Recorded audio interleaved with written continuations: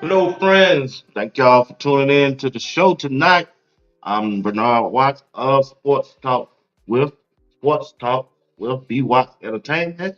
And tonight we also got yours truly, Greg said it right there off YouTube, bringing you the best in content creator over there on YouTube for Coach Prime and Colorado tonight. So tonight broadcast is also brought to you by Senior Living. Senior Living. We want to thank them for sponsoring the show tonight.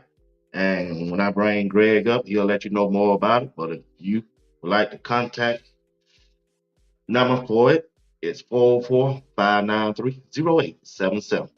Also, if you would like to sponsor or advertise during this show, all you got to do is contact me. It's at the bottom of the screen at cbwatts1 at aol.com. Once again, thank you for tuning in. And don't forget to hit that like button, subscribe to the channel, and leave a comment in the comment section if you don't mind.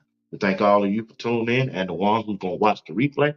Only thing we ask that you do on Greg Says channel, hit that like button and subscribe to the channel. Also, Sports Talk will be Watts Entertainment. Hit the like button, subscribe to the channel. We appreciate each and one of you who take out the time to watch us live and also watch it on the replay. All right? All right. Now, let's get down to business, guys. And bring up the man himself.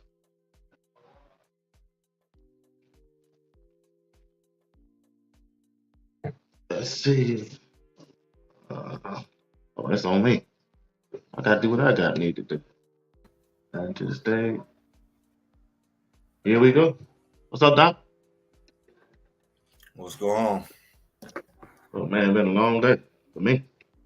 Sure have, but I'm here. By the grace of God. All right, Doc. Yeah. Uh, look like Colorado's at it again, man. Coach Prime continued to hit that transfer portal. They brought in a running back from Arkansas. He's 6'2", 210 pounds. He got 3 years of eligibility left. His name is, I think, Isaiah Augustin. And looked like he did a good job over there at Arkansas as a freshman.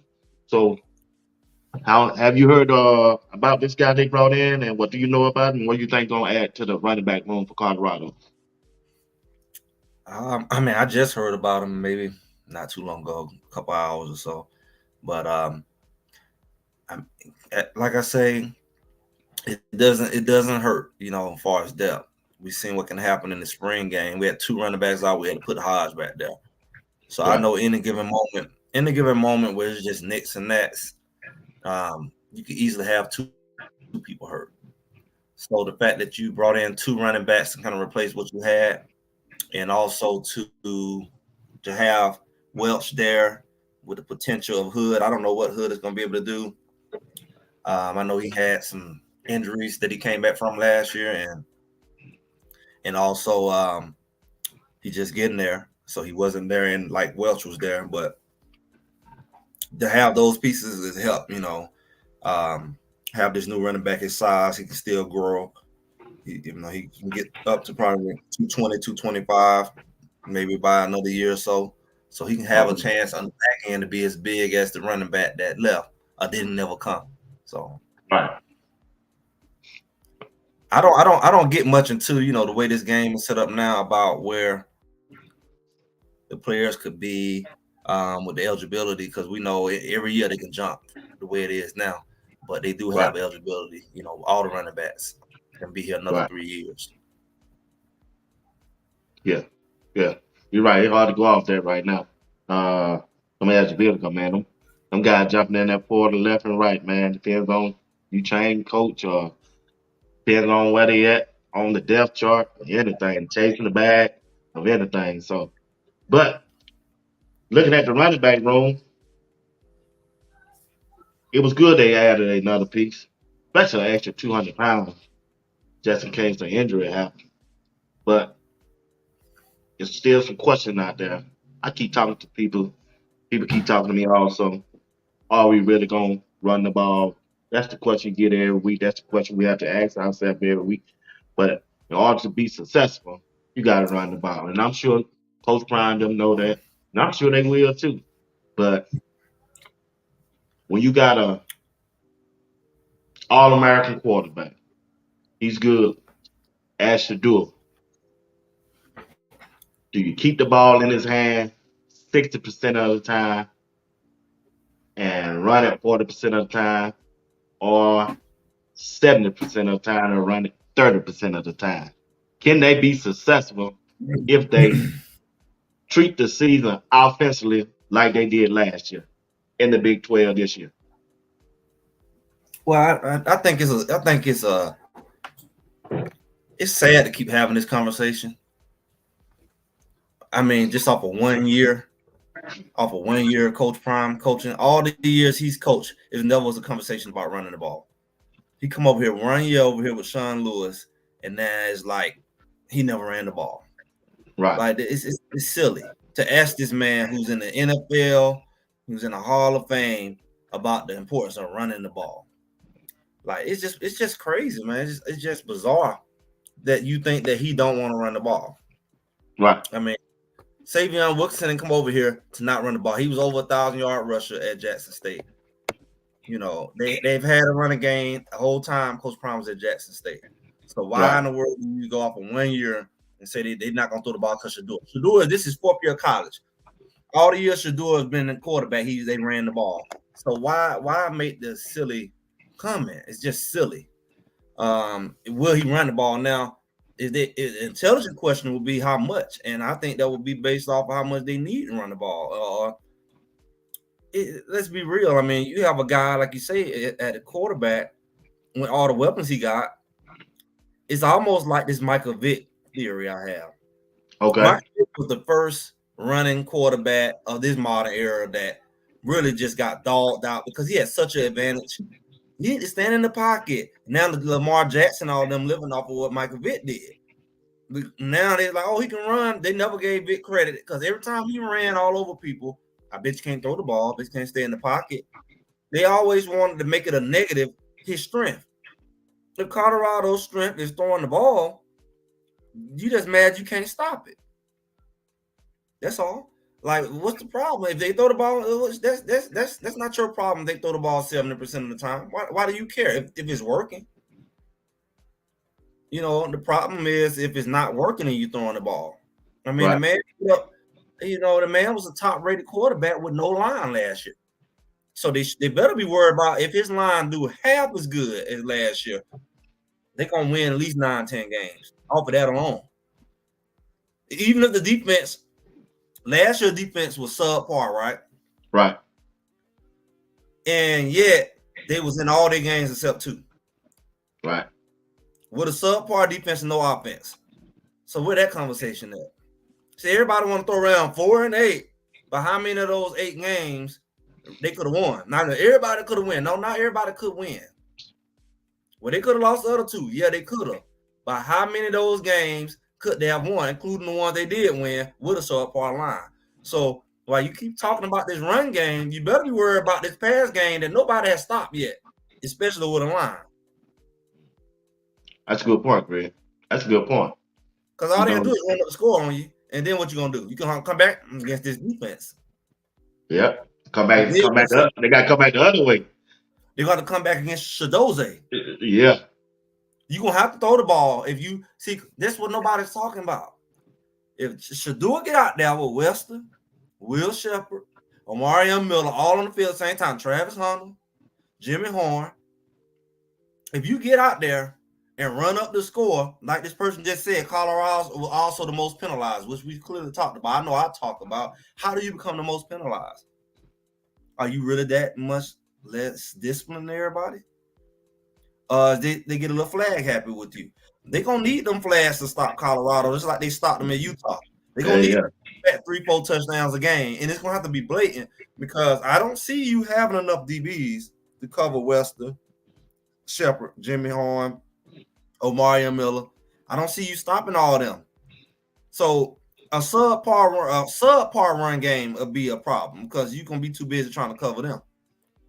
If you have a decent line. If you have a sorry line, they're just going to bum rush you like they did last year. That's good. That's a good point. And like you said, that offensive line hold up like it's supposed to do, like give Shadua a half of a second off of last year or another second. We don't They're gonna be have unstoppable, man. 260-pound linemen this year. We don't have 260-pound, 270-pound guards like Bailey last year on skates getting pushed to like he Yeah, roller skating at the rolling ring. We don't have that. We got guys coming over here 340, 350. We really can throw them at guard, really push them in the backfield.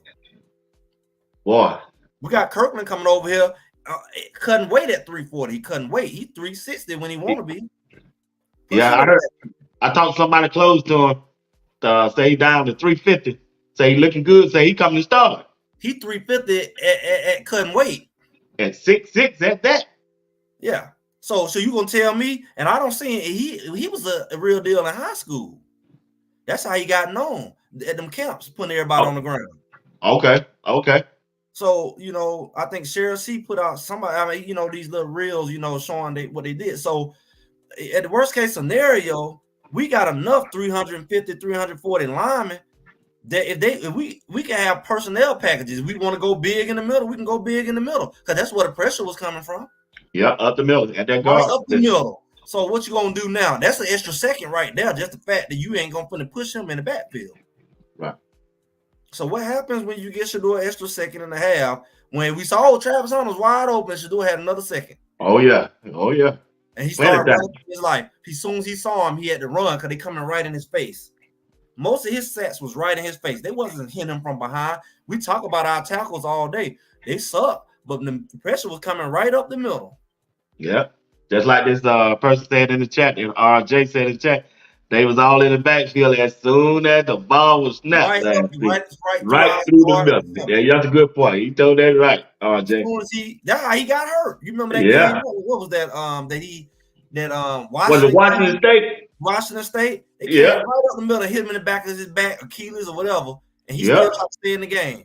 They come hit him right in the mouth as soon as he get the ball. You don't get sacked that quick coming off the edge. They got to run around. You can buy 2-3 seconds. They have to run him around and just push him around. He step up in the pocket. You ain't got no pocket when they coming right in your face. Right. Yeah, he could step up. Gotta be that great. Just push him around and let him step up in the pocket. If you got guards in a good center. Wow. He couldn't step up. He couldn't block for him up the middle. So that's where we at. If we got to throw Kirkland in the middle and just say, hey man, just absorb all this right coming up the middle. We got enough big boys. We didn't have no big boys last year. None. Right. Tyler Brown was like the biggest as far as weight. Now he like average. Yeah. You're right on that. So man, I was looking at some film when Shador was out there working out in Texas, and the way Jimmy Horn is moving around, look like he's healthy. Man, look like this dude, man. Look like he probably might be the top one of the fastest guys on the team. You know what I see when I see Jimmy Horn running? You know what I see? The road runner. Meet. That's how they He need to go get a shirt. He need to rebrand himself. He need to rebrand himself as not as J5, but as the road runner. As the road runner. But hey, them little skinny leg with that move. I said, is he healthy? Was he this fast? So was he this arms? His legs like the road runner. Say, was he this fast coming out of Florida? He was always fast. He was returning punts, but he was hurt. I missed that part. He didn't even participate in the spring because he had a hamstring. Hamstring. I know he was injured. I said, man. It lasts the whole year, so you have to be your full speed with a hamstring injury, and that jump lasts the whole season if you don't fully recover. Get them knots. You got to get them knots out your hamstring. That training room got to step up. Go get one of them. What they call it? Like a butter knife. Get them knots out. Okay. It's like a butter knife, and you Braxton or something like that. Braxton. You got to get them knots out.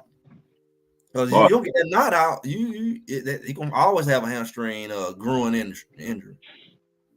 Man, I sure hope he healthy, man, this year, because he looked mighty fast out there in Texas when he was working out from wide receiver and Shador then. But why wouldn't he be healthy? Because he's splitting time. See, let me tell you something.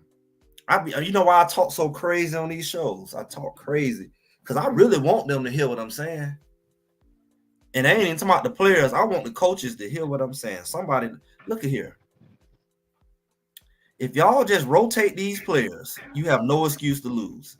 If you build the right packages and the right rotation for these players, how do you lose? You got too much depth for anybody to be disgruntled. You got too much depth for anybody to. You watched them right down in Texas. Timmons was looking good. He was looking good in the spring. He just didn't get on the spotlight. T.O. pointed him out. He tall. Baby T.O. coming. You got Shepard coming. You have these outside. Omarion Miller. All of them was down there. Then you got Travis Hunter can go on the inside and outside. He played a lot of slot last year. So you got Travis Hunter, Wester, Jimmy Horn, and you even add Mathis. You slot. I want to see some quad this year. Forget trips. Everybody keep whining about tight end. I want to see some quads. All four. I'm sure you're gonna see that.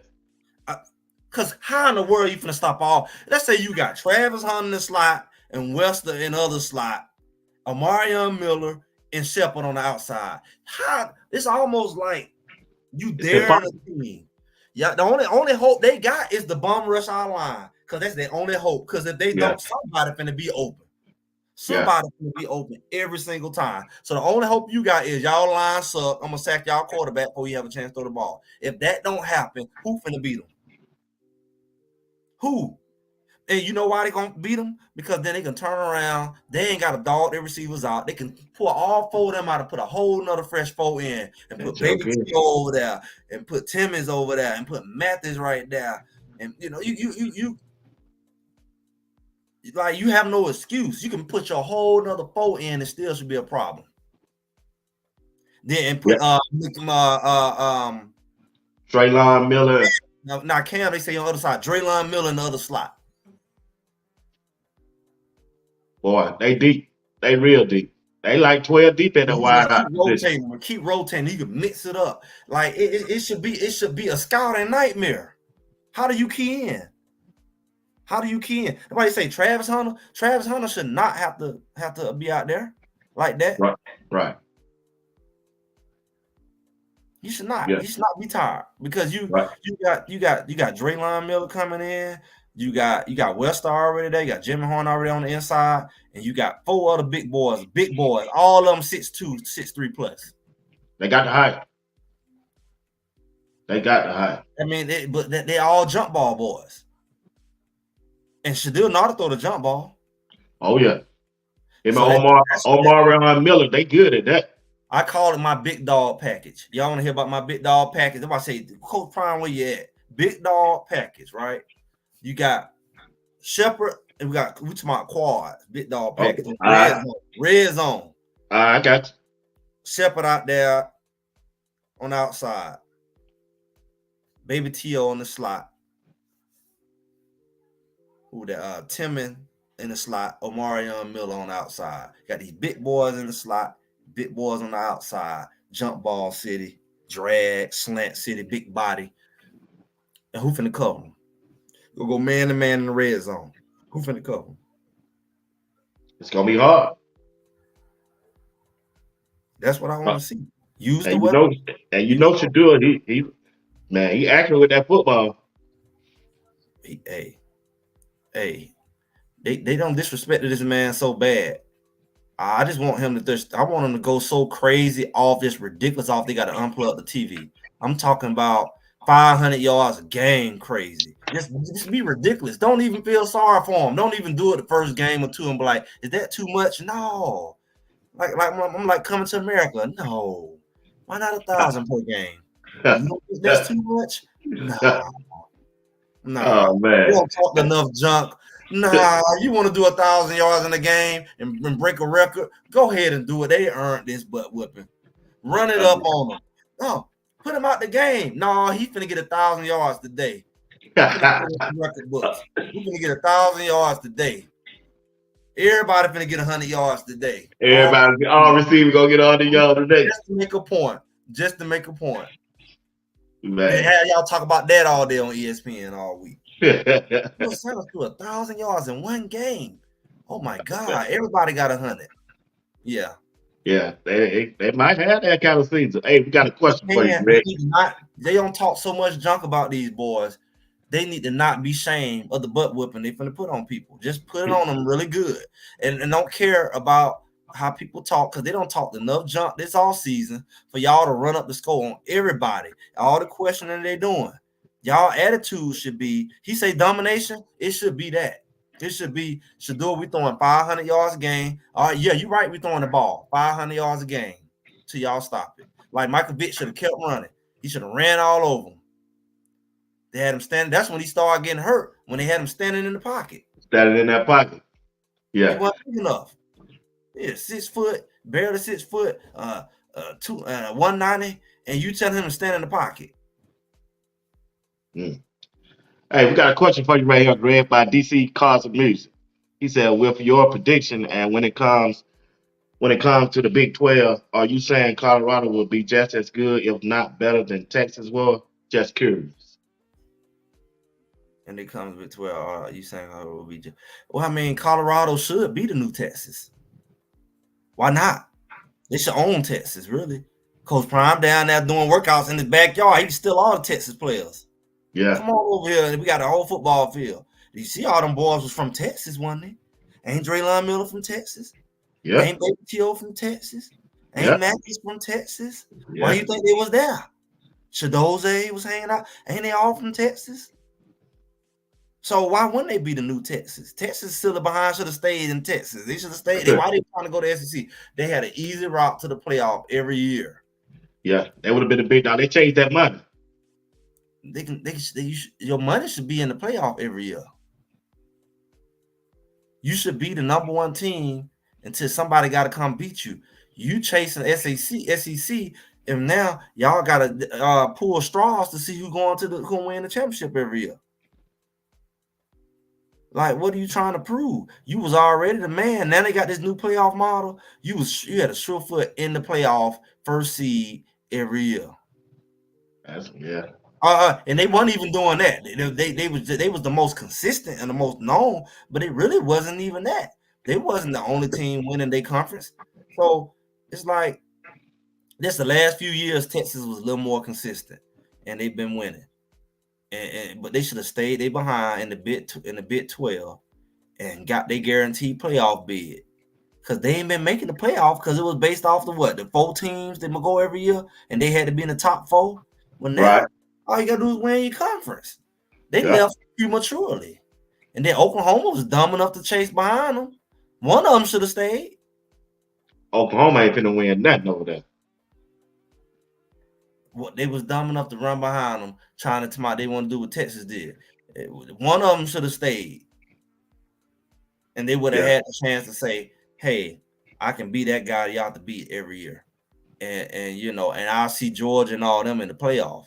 Right now, they're gonna get beat to sleep every year. They're gonna be trying to run back because they're not gonna win the conference, and if they do, it ain't gonna be consistent.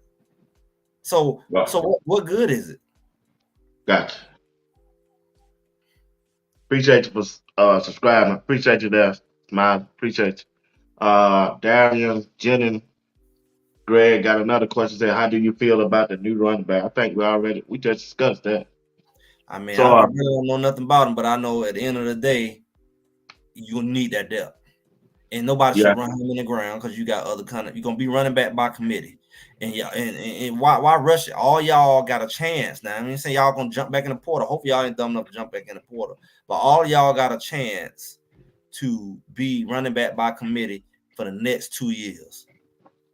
And you need in this day and time 3 strong running backs. Like I said, we watched Michigan and all them last year. There was 3 running backs running. True. And both of the teams, they had 3 strong running backs. It wasn't 2. So you got to have 3 because one of them going down. One of them going to twist an ankle, pull a hamstring. So you got to have 3 and 1 in the hole. And then you got to have some dogs running that scout team to get your defense ready. Yeah, so you got to have 5 strong running backs. Yeah, you do. You're right about that. You're right. So when we look at this new linebacker they brought in a couple weeks ago, Man, this dude is huge, man. Kyle Hill Green, the linebacker that used to play for Michigan and now used to play with Charlotte also.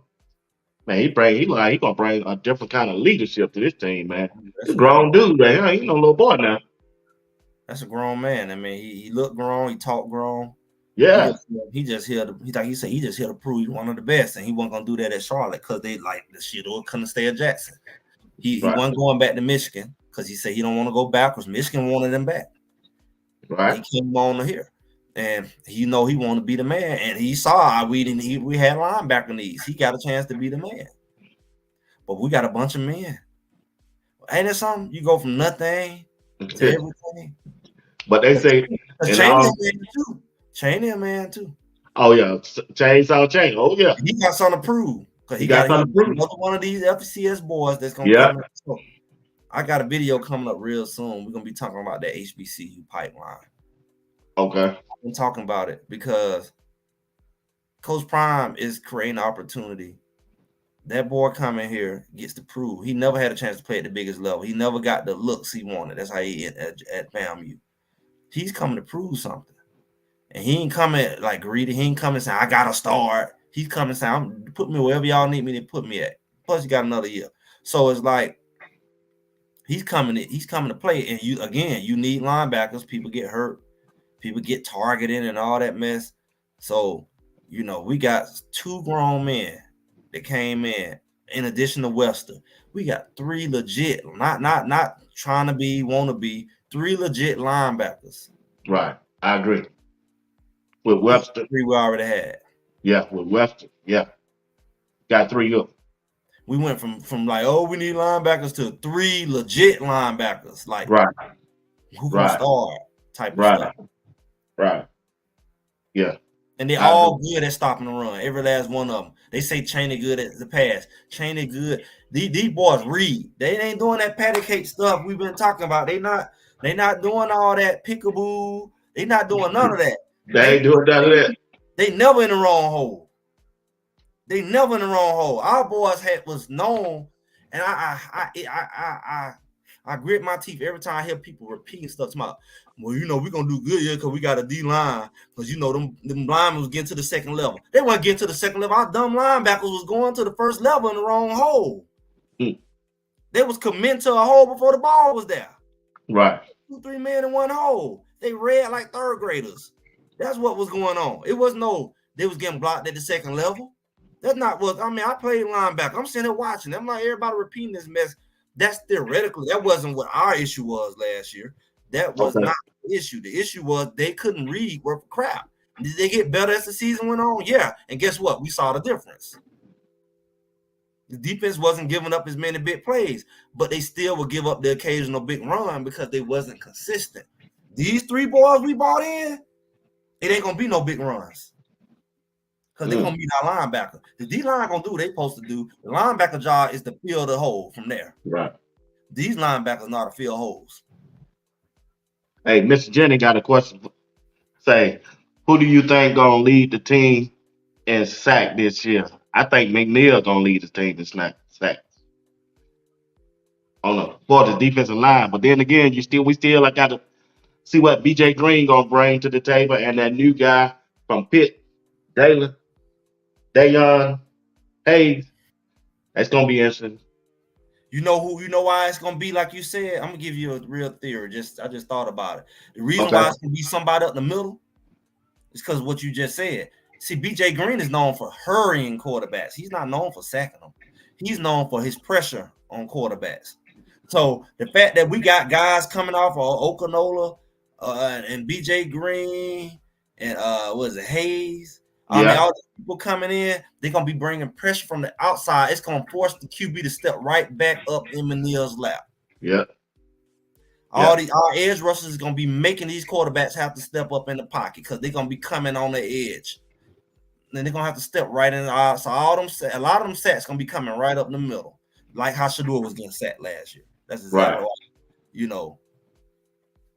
Yeah, because I think McNeil, he bring the speed rush on that defensive line because he's quick and he got a high energy motor. Well, he got sapped too, though.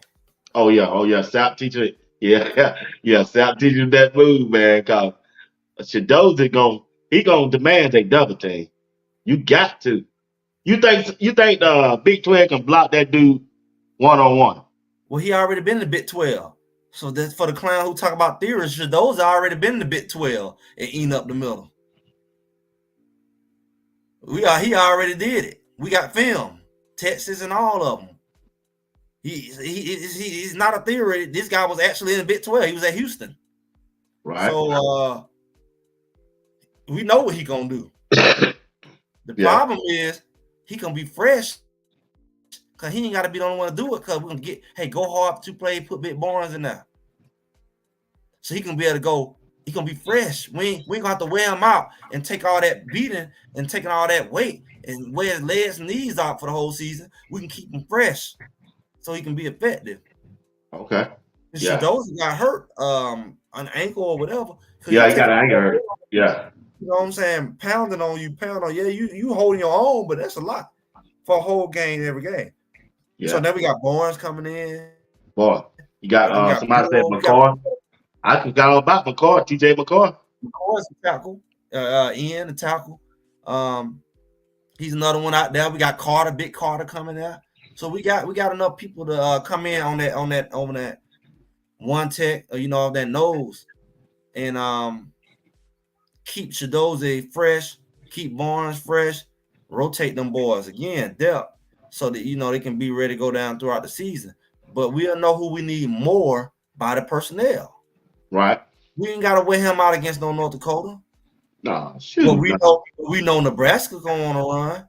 We know Kansas State going on a run. So we just gotta know this is your coach got to coach. My packages got to be based off of, who is this a run heavy team? What's the score? True. Just do this, run it up on them. Right. But far as the pieces, we have them at this point. At a nose tackle to plug that middle up where it just ain't. The quarterback ain't escaping. That's why it's gonna be a lot of sacks.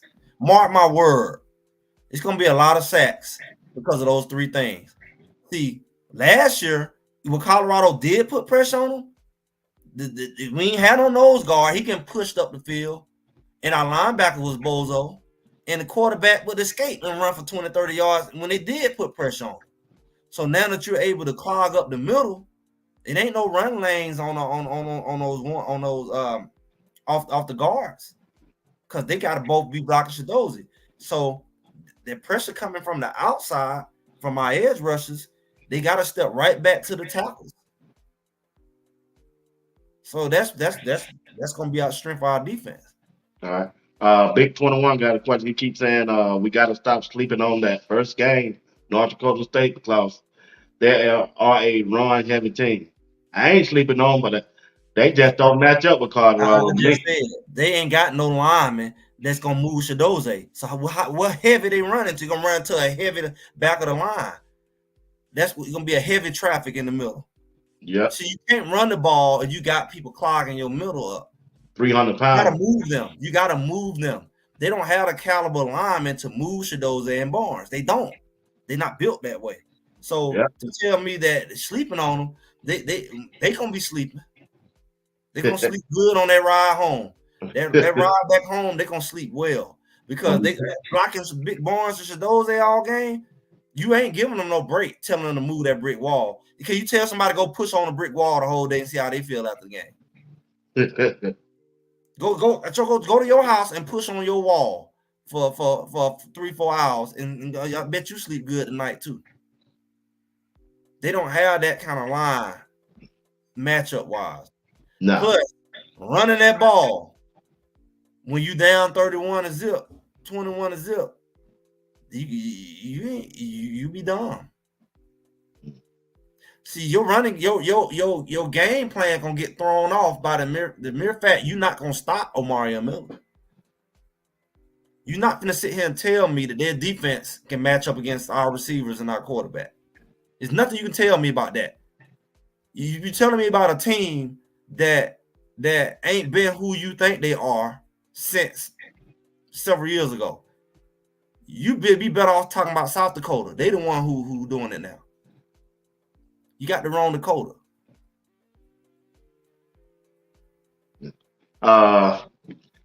Let's see what he said. When CU Bulldog Narcotic David say CU beat up a weak team, always red boys keep killing it. I agree with him on that. So it came out about about 3 weeks ago. Our Coach Brown was saying they're gonna use Travis in the slot position on defense in the nickel. You think that's a good move? You think he can come up and make those hits when he gonna probably have a target on his back? That's a good position to put him in instead of keeping him outside.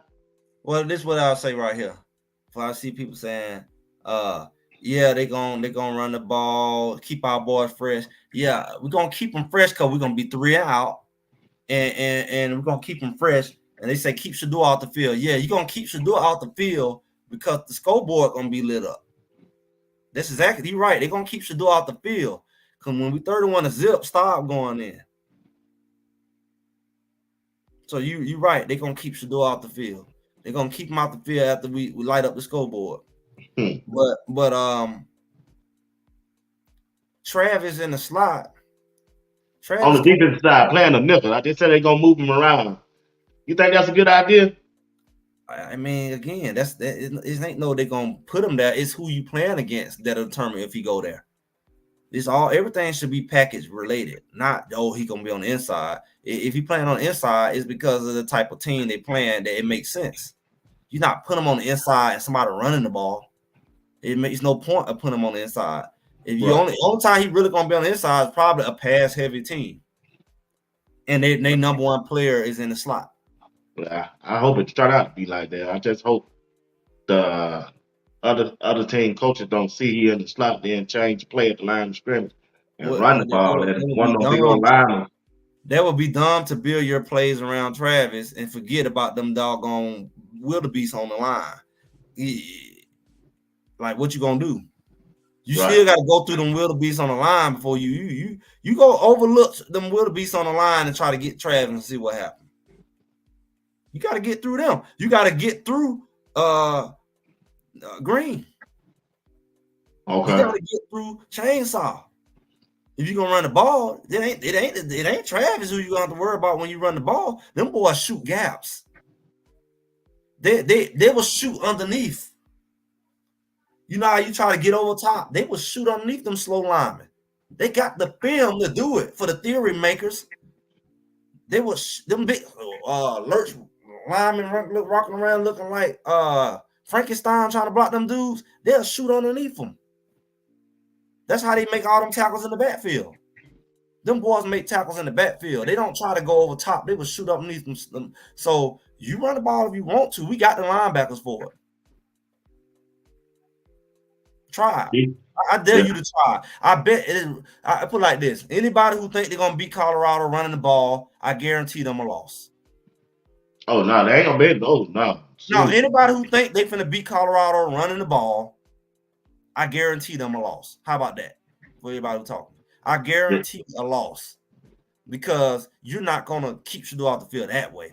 You're gonna keep yourself off the field because our defense is very strong with the run. The type of linemen we got, the type of linebackers we got, their strength is the run, bozo. We ain't got 210-pound linebackers no more.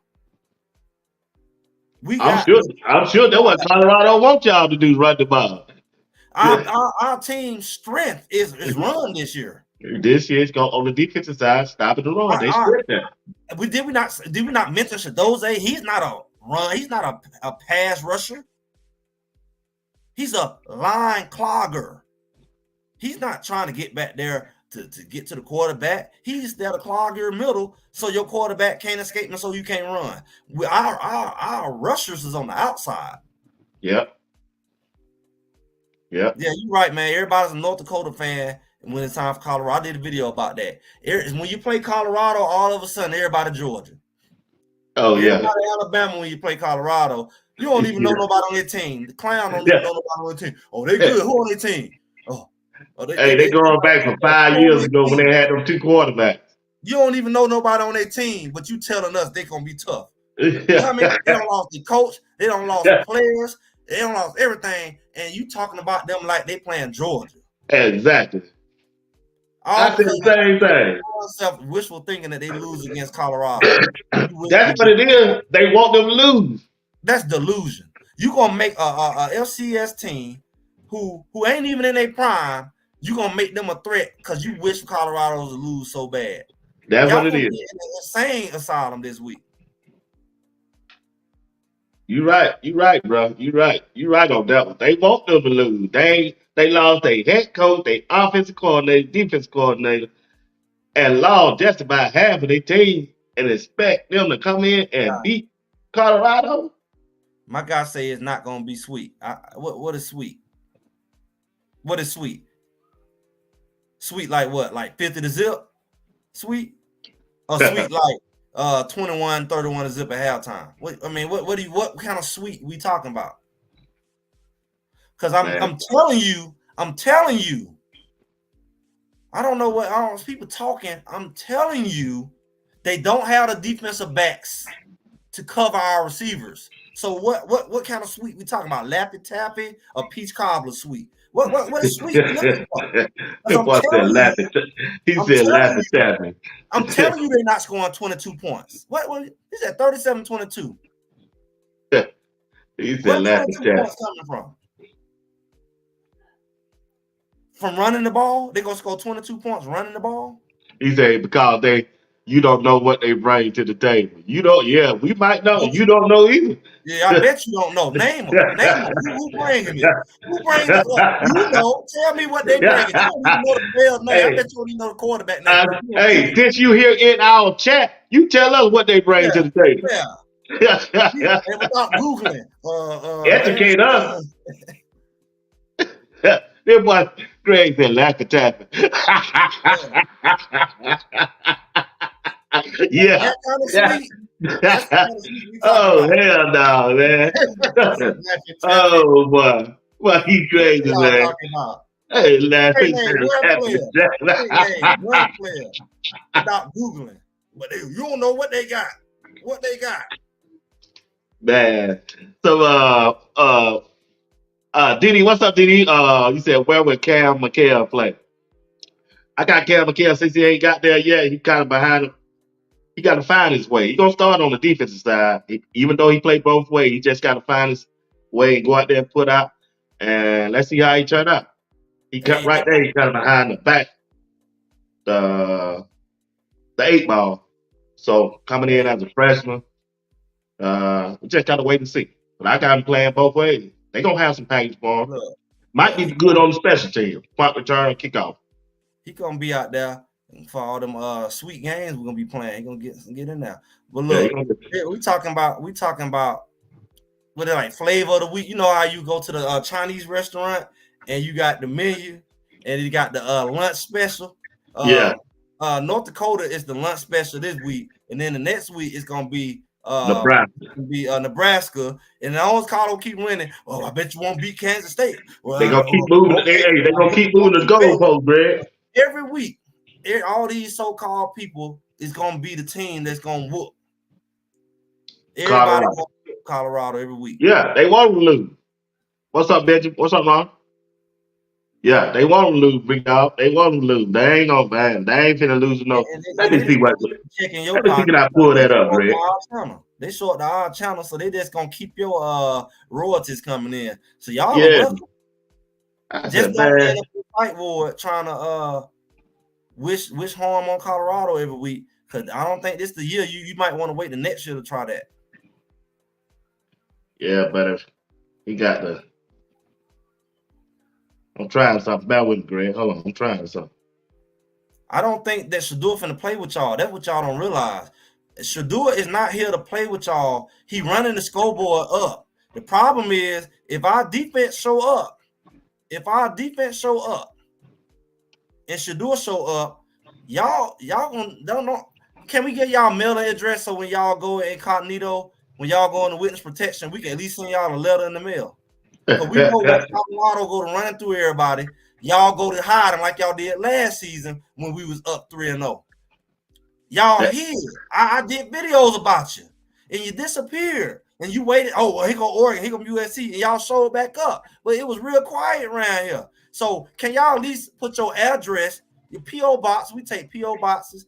Put your address in there. P.O. box. What else? Email. So when y'all go and witness protection, we'll know how to contact you. Well, I said witness protection. Matter of fact, we need an email list because all these people running their mouth. As soon as Colorado beat the mess out of North Dakota, they gonna swear they ain't say this stuff, and we ain't gonna find them nowhere. They say something here spreading venom, man. Like Super Dome said, we got 2 Heisman Trophy candidates, and North Dakota, you don't even know nobody on their team, and we supposed to lose to North Dakota State. The first game. The first game. You preparing for them from today. I see North Dakota film for the bozo clowns who talking. I seen the film from last year. Where you seen it? So I'm looking at the matchups. I'm looking at their quarterback. They go your boy Peter. Staub is better than him. They go your boy Peter. Quarterback is better than him. Peter talking about, hey Greg, Peter talking about sweet, like Oregon sweet. 42 yeah, that kind of sweet. Hey, that's the smartest thing Peter said. That kind of sweet. That's exactly. Now you know you got a real fan. That's the kind of sweet we. Oh hell no! I didn't want to zip and half down. That's accurate. I knew that.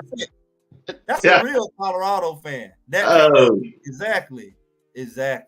Oh hell no! We knew you would get it. Oh boy. Damn. Leave your email address and your P.O. box as well. So we hate for you to disappear. We need you to stick around. So you know what I'm saying? When they run up these scoreboards, we want to put Peter. We don't want to have to put them little milk cartons out. Yeah. The picture on. That probably ain't even his real picture. And then put Peter. Oh no, you know it ain't. You know it ain't. I'm gonna come up with a milk cart. I'm gonna put Peter face on it when we go to whooping everybody. Where's Peter? Is anybody saying Peter? Man. Hey, if y'all tuning in, hit the like button, subscribe to the channel, and if you got a question that you like us to answer, or me or Greg to answer, y'all let us know. What's up, Law Dog? What's going on? I want to see the Law Dog say this year, cause. Hey, Law Dog, I'm gonna drop this link. Come on up on this panel, boy. Law Dog might Hey, you know he gonna try. You know what he gonna try to. Ain't no telling what he finna say. Nah, he don't want Law Dog to go talk crazy. It's too early. He gotta wait till the season starts. You gotta wait till the season. Cause you know he will say something crazy though. He gonna say something crazy. He said driving. He wanna talk crazy. Hey, I'm gonna let him talk, man. I'm gonna let him talk. It's May. He wanna talk crazy in May. Law Dog is specialized during the season. You know, I don't know what he can say during the off season. What he gonna say about these offensive line though? Oh, I ain't scared. Come on, I ain't scared. Oh, he said he got to see you losing 2 games. I mean, that's that. Hey, I mean, he say he from this conference, right? So he say he go. I think Law told me his team is Miami. His team Miami. But I'm saying he went to Texas Tech, right? Who Law? Right. I don't know. So drop the link for him, bring him up. I don't even have the link. I can't even find it, man. Oh, you talking about the link you sent me. Yeah. Let me see what I do. I mean, that's realistic though. If he say 2, I can give somebody that. But for a clown to say that they gonna lose 4-5 games, I'm gonna say to who? Who? I give you benefit of the doubt. I think Law told me he told me the other day he got him losing to Nebraska and I'm gonna say UCF. I think that's what he said. Choose one in the beginning and one late. Because I don't know how you choose Nebraska. I think Law, explain yourself, Law. Now I know people choosing Kansas State, you know, because of the timing and all that. They choosing Kansas State. They choosing. All right, Law. They go that late. Ohio. It's on you. This your chance, Law. Oklahoma State. Oklahoma State. Now, Oklahoma State, Greg, they got a good running back this year. Right. But, Well, I'm saying people choosing them, but when you say, so Laudo say 4-8, that what they say he said? no, I think Law told me the other day when he came on, he just got him losing 2 games. What day was that? He came up on my show. I want to say might have been Tuesday because I posted me and him were gonna do a 1-on-1 yesterday, but I set my platform up off YouTube and I couldn't do the link in because I was running behind. But we gonna schedule it. But instead of schedule, I let him come up now. You talk crazy, I had to kick him off. But I'm saying he'll be a good Tuesday show. He'll be a good Tuesday. What's going on, buddy? Let me tell you, I ain't never seen Law Dog. Hey, check this out before y'all start talking. I want to thank everybody for tuning in tonight. If y'all don't mind, hit that like button and subscribe to the channel. Like I said, I got one of the best content creator, Greg Setter, out of Atlanta, Georgia. And also, we bringing up one of the person be in the chat, Law Dog. This is my first time saying to him. Hey, Law Dog, tell me what tell the panel and tell me and Greg where you play high school football at. MLK in DeKalb County. You played at DeKalb County? Yeah, I thought he was in Atlanta or something. Okay. Oh, you in DeKalb County? I thought you said you played at Martin Luther King in Atlanta. Okay, what position you played? I was in Columbia.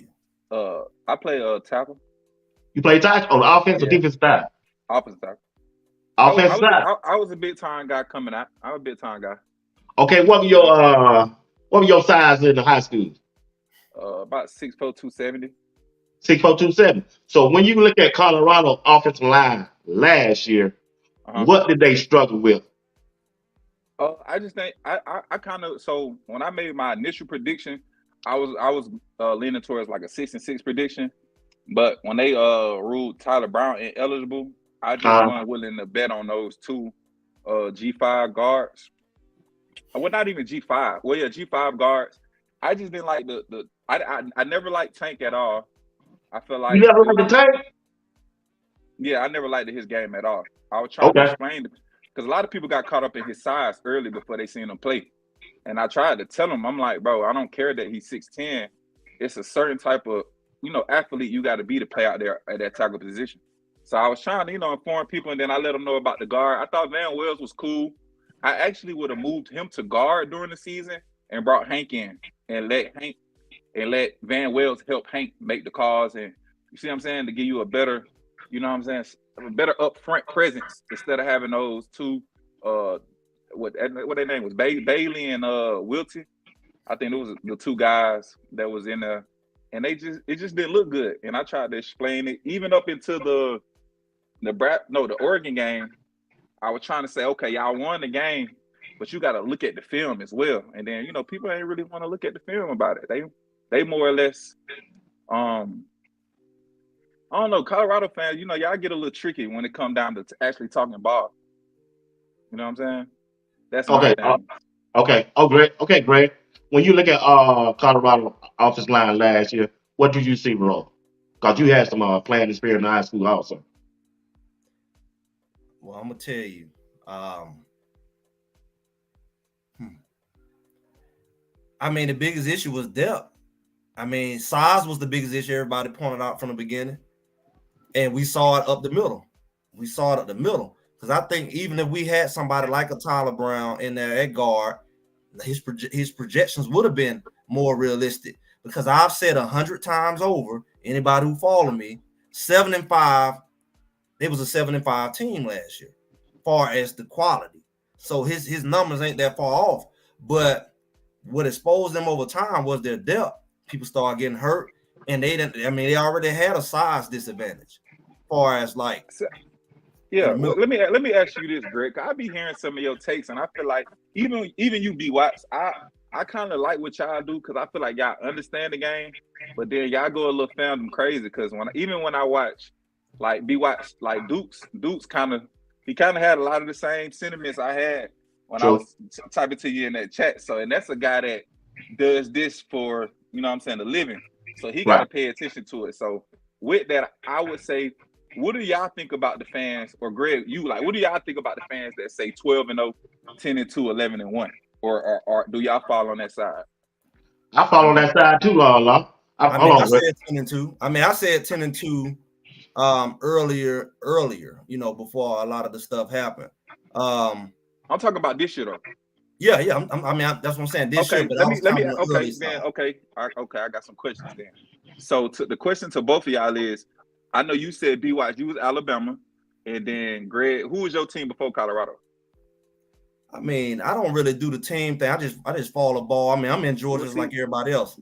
Well, see, that's the problem. Y'all understand the time it takes for development. My question to you is, like, when Dabo came in, right? He had to develop that Clemson team and build it out year in, year out. I know the transfer portal wasn't available, but at the end of the day, the quality of player was still, you know what I'm saying, ahead of what Colorado's getting. And I feel like a lot of times y'all forget everybody else is loading up too. See what I'm saying? So I know y'all getting better than what y'all had last year, but the defense was last in the nation. See what I'm saying? So of course you ain't got nowhere to go but up. See what I'm saying? So I don't understand I don't understand why a 4-8 team can go from 4-8 to 9-3, 10-2, 11-1. Like I don't understand. Well, I just explained it. Their record was 4-8, but that wasn't their quality of team. So I don't look at them coming from a 4-8 team as far as what they were able to do. Hold on, what do you mean they quality of team went 4-8? What the record say? We know what the referees took 2 of those games. It's clearly one game that they took from last. They didn't lose that game. That's a part of the game. Coaches make bad decisions. Coaches make bad decisions. Players. The coaches lost 2 games also. I said that. I'm on record saying that. They did, but bad decisions didn't lose that Utah game. See, that's fandom though. That's the argument I be having with people. That's fandom. No, Law. You can call it what you want, man. You take 3 touchdowns off the board unrightfully. You can't say that team didn't beat that team. You can say the record shows what if it was a better team. If it went the other way, you wouldn't be complaining about it. I don't never stand for cheating. Why they gotta cheat Colorado? What do you mean? The man didn't step out of bounds. You saw it. Okay. You just seen in the but I'm saying that happens. I'm saying that happens though, right? Right or wrong? Have you not seen that? Show me another game with 3 touchdowns got pulled out the board. Okay, listen. Let's say I give you that, right? I also want to talk about this North Dakota State game, right? Y'all don't think North Dakota State coming there to play ball and beat them boys? I don't see it. You know they got a 6-1 record with Power 5 teams over the last year. That's from the past when they had them 2 quarterbacks. They had 2 quarterbacks got drafted in the NFL. They ain't got no quarterback like that. Does this team they're playing this year have a 6-1 record for beating FBS? No, but I can call that family. No. Actually, I'm kind of basing it upon program and longevity and the foundation of what the program is. Right, but you can't do that. They don't even have the same team or the same coach. Okay, y'all don't. Okay, don't matter. It don't matter what players, and they still that the record goes back to 2016. So that's year after year after year after year. But that's a different team, though. That's not the team that Colorado's about to play. So you don't respect history and foundation? Okay, hold on. They ain't got the same coach, so that's not the foundation. This coach was previously at the school when they was making those runs. He just came back, and then he retained most of the staff from the previous year. Right, but the previous year wasn't that team though. Even the previous year is not part of that run. You know what I'm saying? It's a different team. So how do I base off of what they're going to do off a team that's not even there? Well, that would be more like fandom to me. Like I'm basing it off of their name and their history, but it's not the same team. Well, the longevity says it don't matter what team it is. The same team. They played Arizona and lost to them by 3 last year.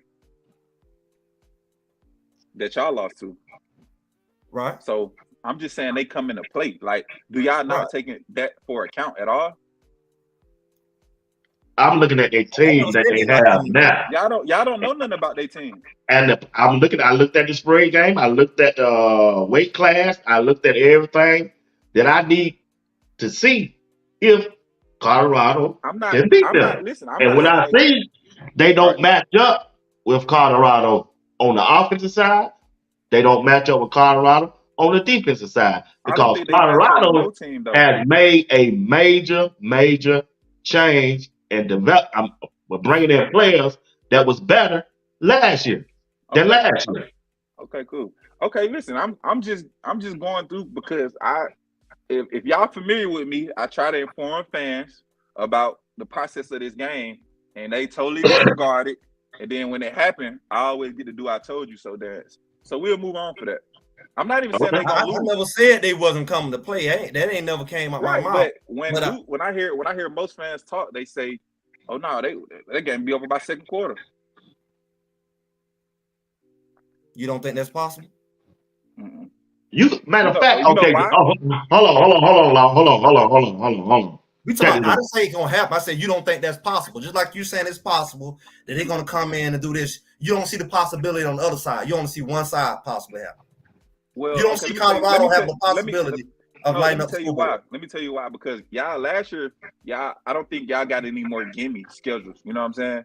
Like, y'all schedule is a real tough schedule. They didn't give y'all time to build. And my thing is, you got a first year offensive coordinator that's coming in. You got a first year defensive coordinator. You got a first year O-line coach, and then you got Dancy that's coming in, has his first year. You know what I'm saying? So, as well as a multitude of transfers that got to build and you know what I'm saying, learn to, get out there with the flying bullets. So my point being is, that stuff takes time, bro. It just don't just happen magically. It just don't happen magically. You see what I'm saying? So y'all got to understand where, like I say, it's a team that's been together 10 years.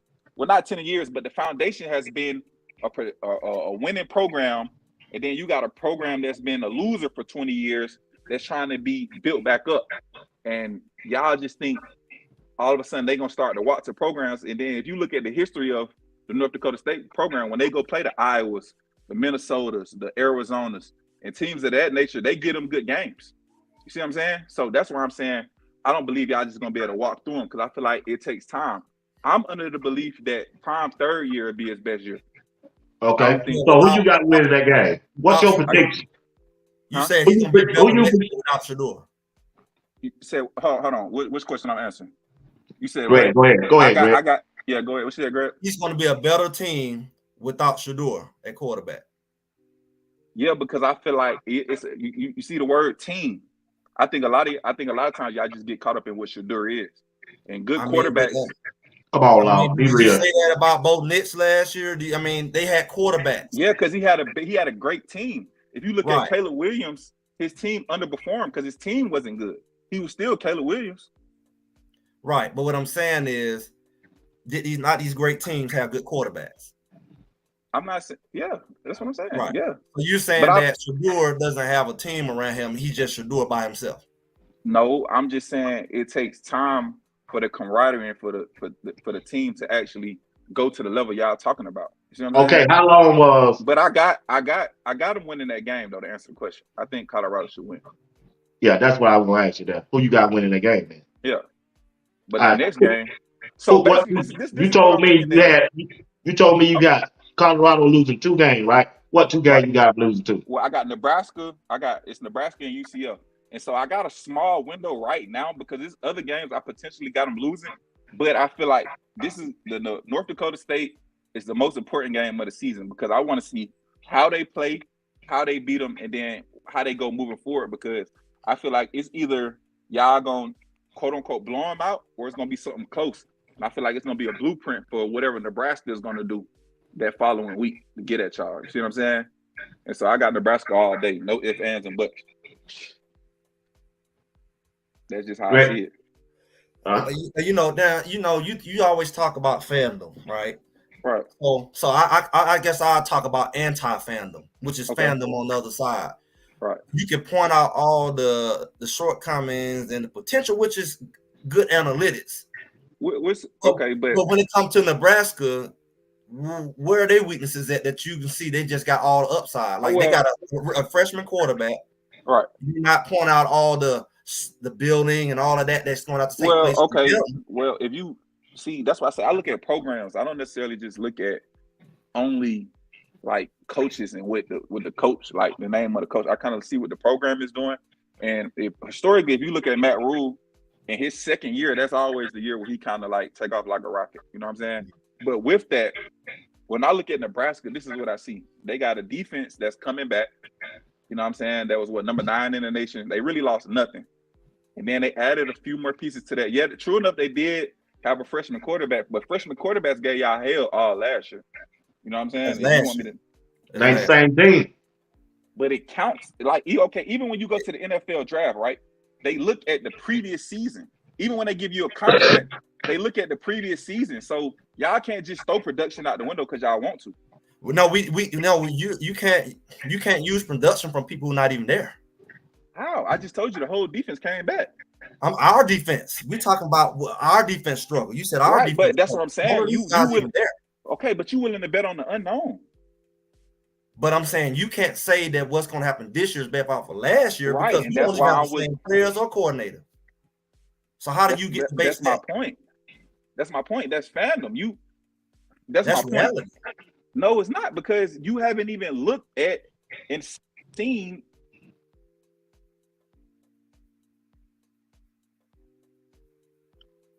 I mean, I'm not arguing the fact of what fandom is. I'm arguing the fact that you're saying they're going to do what happened last year. And I call that the opposite of fandom, which really is fandom.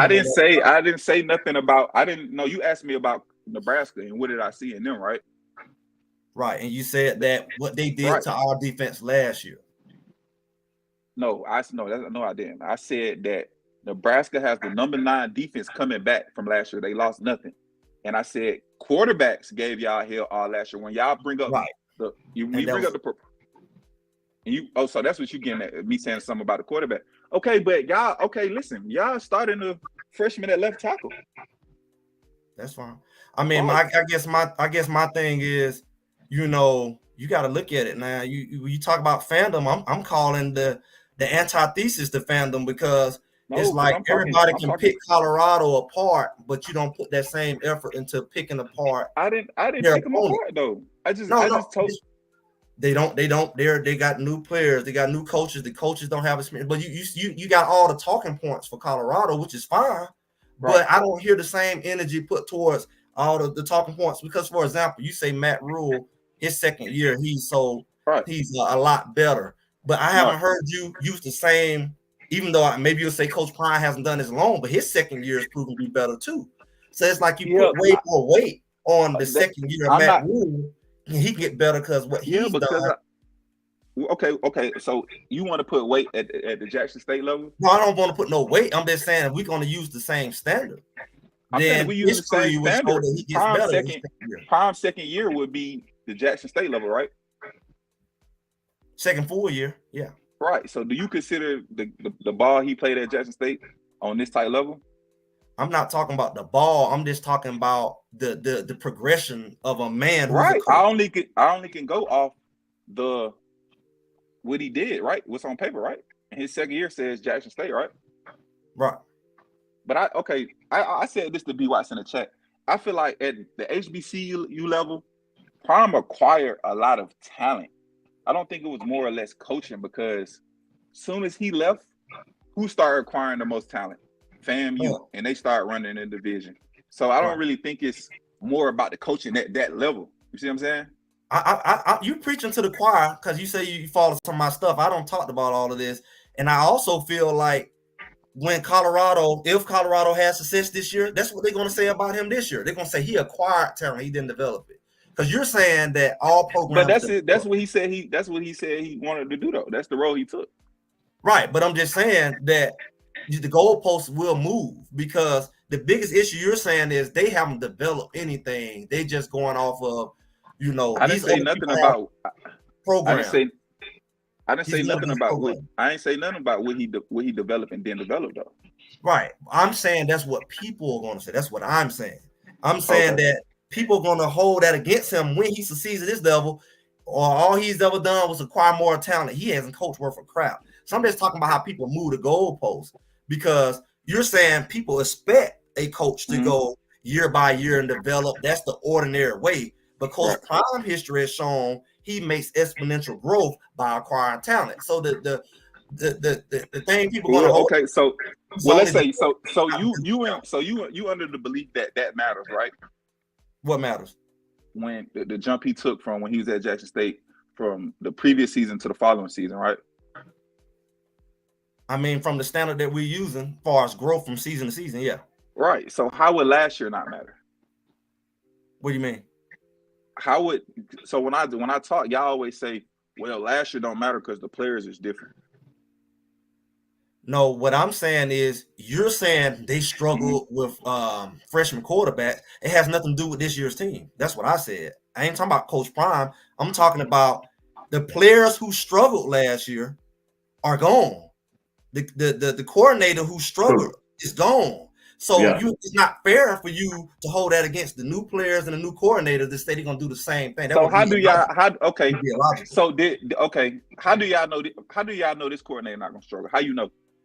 We don't know, but you don't know. That's my point. But you don't know either. They don't struggle because of what happened last year either. Just like you don't want me to say. And that's why I'm speaking to the points of when I'm talking about other teams. See what I'm saying? I'm speaking to the point about other teams because they have a history of what they've done. See what I'm saying? They have a history, but what I'm saying is, does that not count for nothing? It counts for something, but it ain't that kind of weight where you can say that's the basis. Because North Dakota last year team is not the same team this year. True. It's not even the same head coach. That's why I go off. That's why I took a whole length of time and I applied it and say, hey, this is the reason I'm willing to bet on this. It's just like that's when you choose. It's just like when you choose a car, right?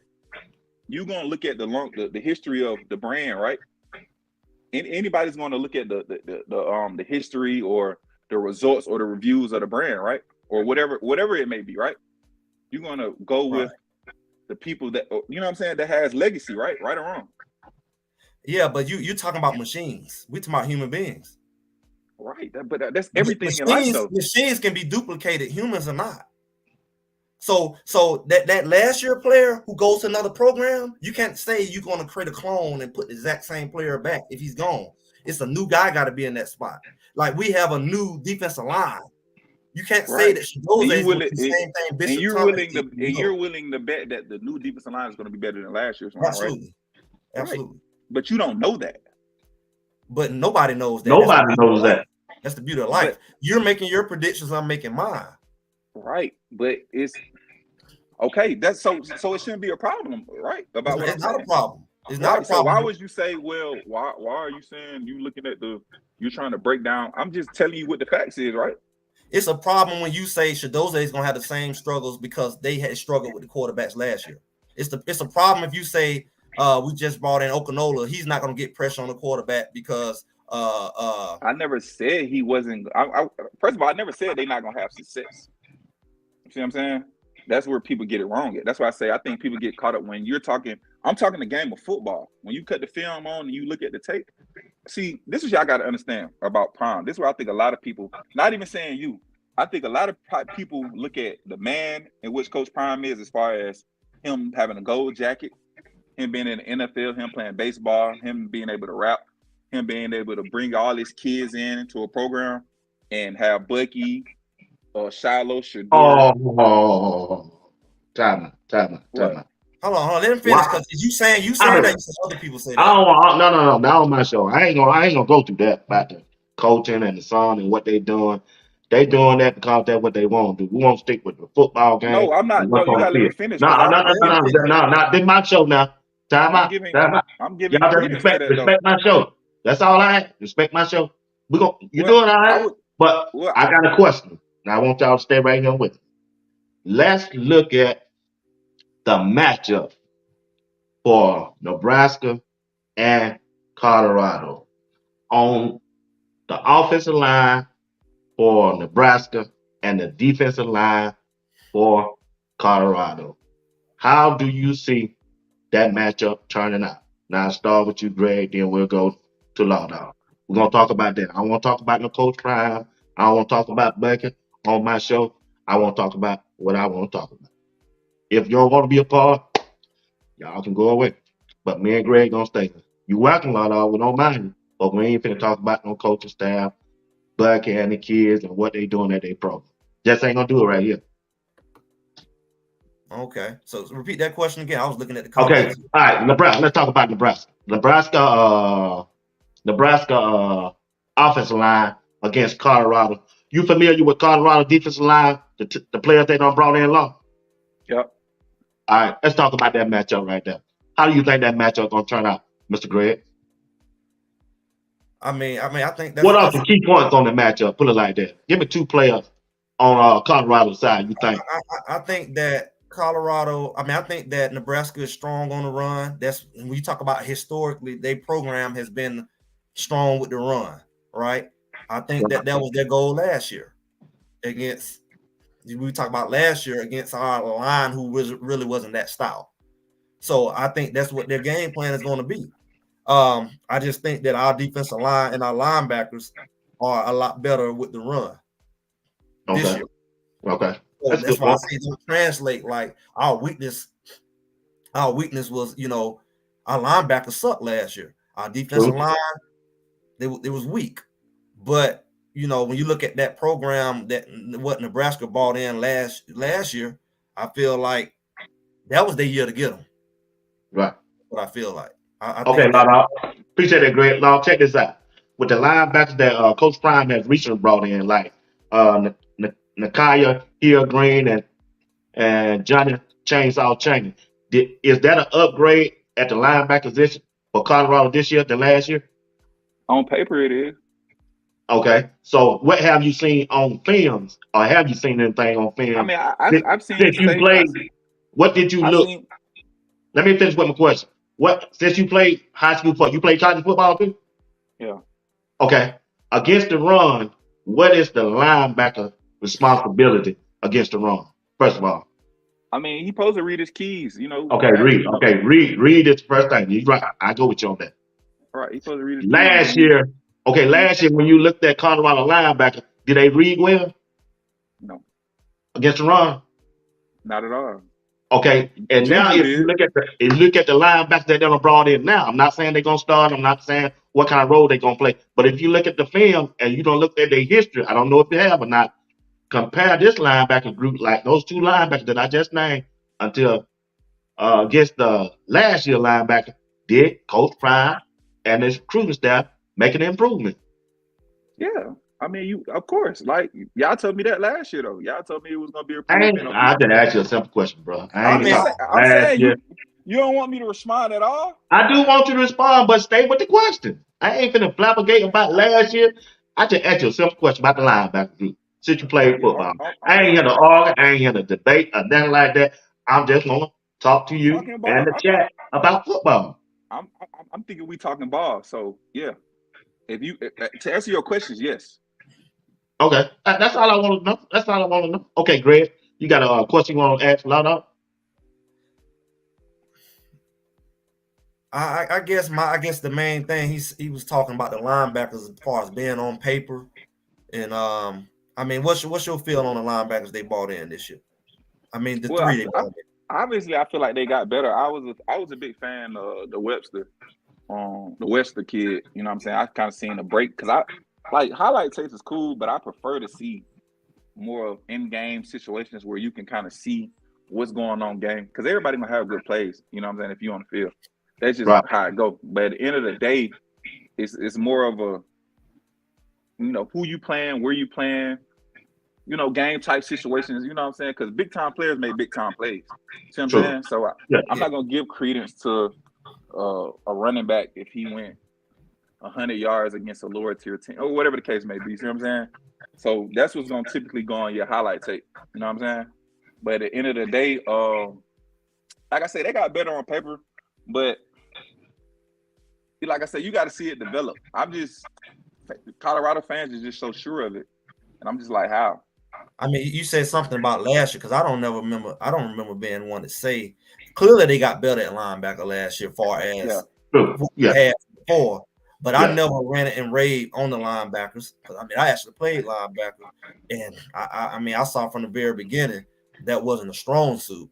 So for me to look at linebackers and to say that they're not significantly better at linebacker, not just paper, significantly better in every way at linebacker. That's a hard. I mean, maybe you played a different position, but I mean, I don't. It's no comparison. There's no comparison. I mean, y'all don't want to talk about last year at all, so it's like, okay, it's a different thing. We already know what they did last year, so yeah. we ain't even talking about. I already know we saw that.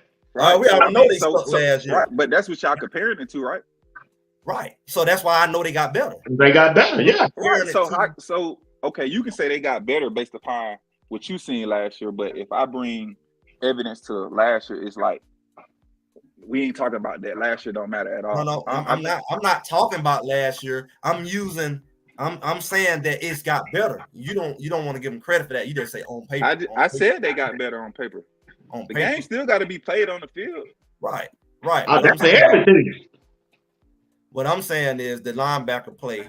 I'm not talking about last year. I'm saying that the linebacker play last year was clearly, everybody know that, was subpar. Right. So I already know, just looking at the type of linebacker. The whole defense was subpar. Yeah, but the linebackers was probably the worst group. I mean, it was the worst group. I mean, all of it worked together though. Yeah, it should work together. The problem was the linebackers was not working together, if that makes sense. It was no fitting going on. It was no reading going on. So that's from my perspective, and that's my eyes, because I'm looking at the position I play. Just like you look at tackle, I'm looking at the back. So, but did you feel like the D line was doing their job for the linebacker? They clearly weren't doing their job. But what I'm saying is, my job as a linebacker, it's my job. If I'm not doing my job, but the D line got to help you out. It's ran on the string. It's just like the quarterback. It's like the quarterback in the offensive line. The offensive line got to do their job for the quarterback to do his job. But when the defensive line do your job and you still don't, who you got to blame? That's why I asked you what guy. So what guy would you say was doing his job on the D line last year? I mean, when I'm talking about linebackers, I'm saying that the challenges they had wasn't necessarily. Yeah, but okay. So are you familiar with gap scheme as far as like counters? Like when the O-line run a counter, you know that's when the tackle and guard pull, right? So when the tackle and guard pull, the linebacker got a certain key he supposed to read to go blow up the gap. But if the watchman get blown all the way,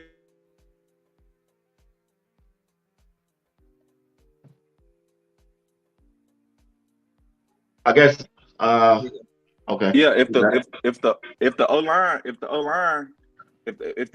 line wash the D tackle into the linebacker's gap, ain't gonna be no feeling. So like I say, it's a combination, bro.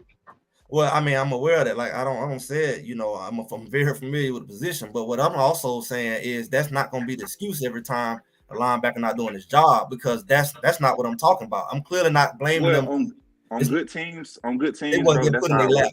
They wasn't getting put in their lap. The linebacker just wasn't reading. Man, you got to go watch the film then, bro.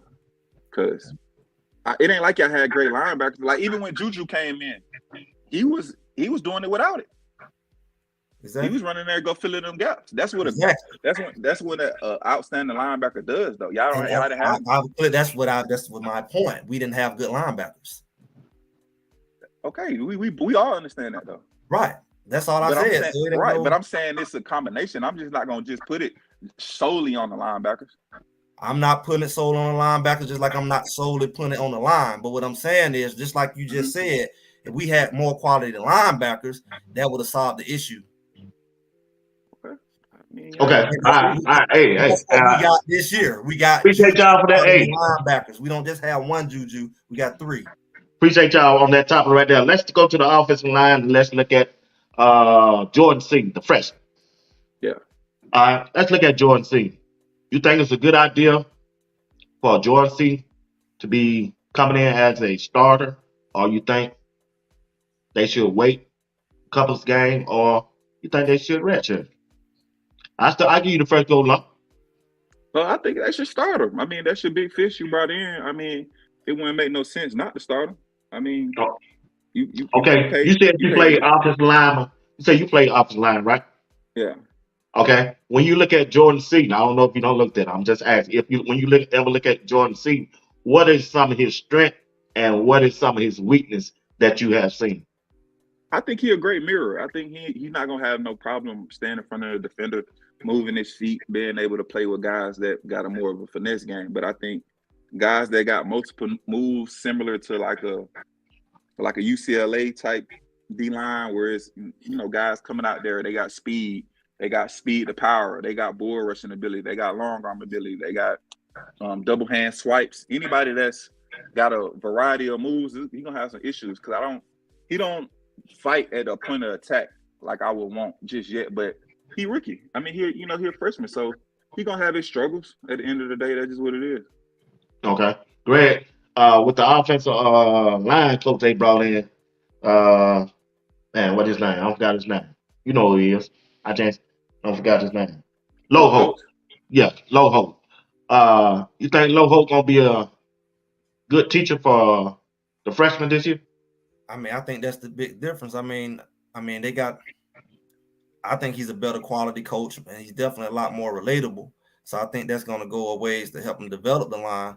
I mean, I also think that, like you just already admitted, we didn't have quality D line far as who really get after the quarterback. I think that him having those guys at practice that we have to give him some quality reps, during the off season or whatever to get better. So I think iron sharpens iron like that. But at the end of the day, I'm not going to put that much weight on him because I think that not only we got more depth, but we have more quality depth. Okay, when you say depth, can I ask you, not to cut you off, can I ask y'all both a question? If y'all don't start seeing, who started left tackle? I mean, I'm not necessarily saying by name, but I'm just saying we have more options now than we had before. What about you, BWatts? You got a name? They easily can move Tyler Brown over there. No, Tyler Brown. Tyler Johnson, and they can put let's see, they got Tyler Brown, Tyler Johnson. Who else they got right there? The other guy. Hold on, let me. What paper? We got a couple guys just not coming. I can't remember their name right off top, but we got a couple guys who at that tackle position. They got Benson. They got if they bring in I hear a lot of fans say they don't like Benson at tackle. They say they want him at guard. Y'all feel the same way? I mean, if that big dude from Clemson they brought in.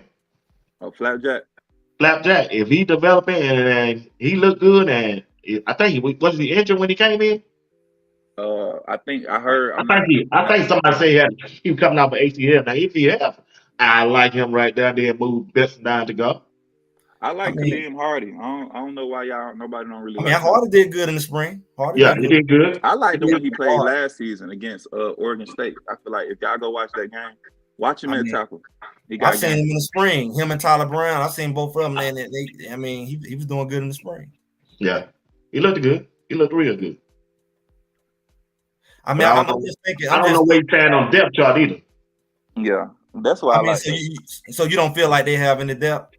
As far as depth I feel like they got depth, but as far as options, they got options. They got options, but a lot of the time, a lot of these guys didn't play. So that's why I give credence to like. What you mean they didn't play? Well, Flapjack, he didn't play at Clemson. The guy from Texas, he didn't really play too much. Who else came in? They got that dude from guy Villanova. the Villanova. Yeah. The Villanova guy, he played a little bit. Right. Well, he played some good series, but like I say, it's the transition because last year. Well, yeah, I don't want to talk about last year, but when I look at ball, it's like he's transferring up into a different game, so it's gonna be an adjustment there. See what I'm saying? Well, we ain't playing Alabama. We ain't playing with last year. I'm saying that's the same player you're talking about from last year coming over to this year. You're comparing players who are no longer here to a position they're no longer in. So when we say last year, I never had an issue with last year. If a guy's no longer here, he's graduated or he's transferred, you can't use his production in place of a guy who's new. How? It was the same thing as last year, though. These guys came from different schools. They transferred into Colorado. Yeah, I assume they was going to be productive in some type of way, right? That's the same, right? Yeah, that's the same. Yeah. Okay, so that's what I'm using. That's what I'm getting at. At the end of the day, it's the same. I'm not. When you say last year, I'm trying to be what you're saying because I Y'all was listen. last year, but we think That's you're what I'm saying. referring to the players from last year. CU fans is the only fans they could just have a total disregard for what it is, bro. I mean, like they like a lot of times y'all want to make it hate, bro, but it's not hate, bro. It's just talking. And we ain't saying I ain't saying you hate. I said CU fans. I didn't say Greg said it in BWatts. No, what I'm saying is, well, we ain't talking. We talking about us on this show. We ain't never said that we hate. The only issue if we were hate, I would have never brought last year. The only last year I have an issue with is when you're talking about last year comparing people who are no longer on the team. I'm not talking about scenarios. You're saying a scenario that Colorado got a lot of transfers coming. That's what you're talking about, right? You got a lot of guys transfer in who. True.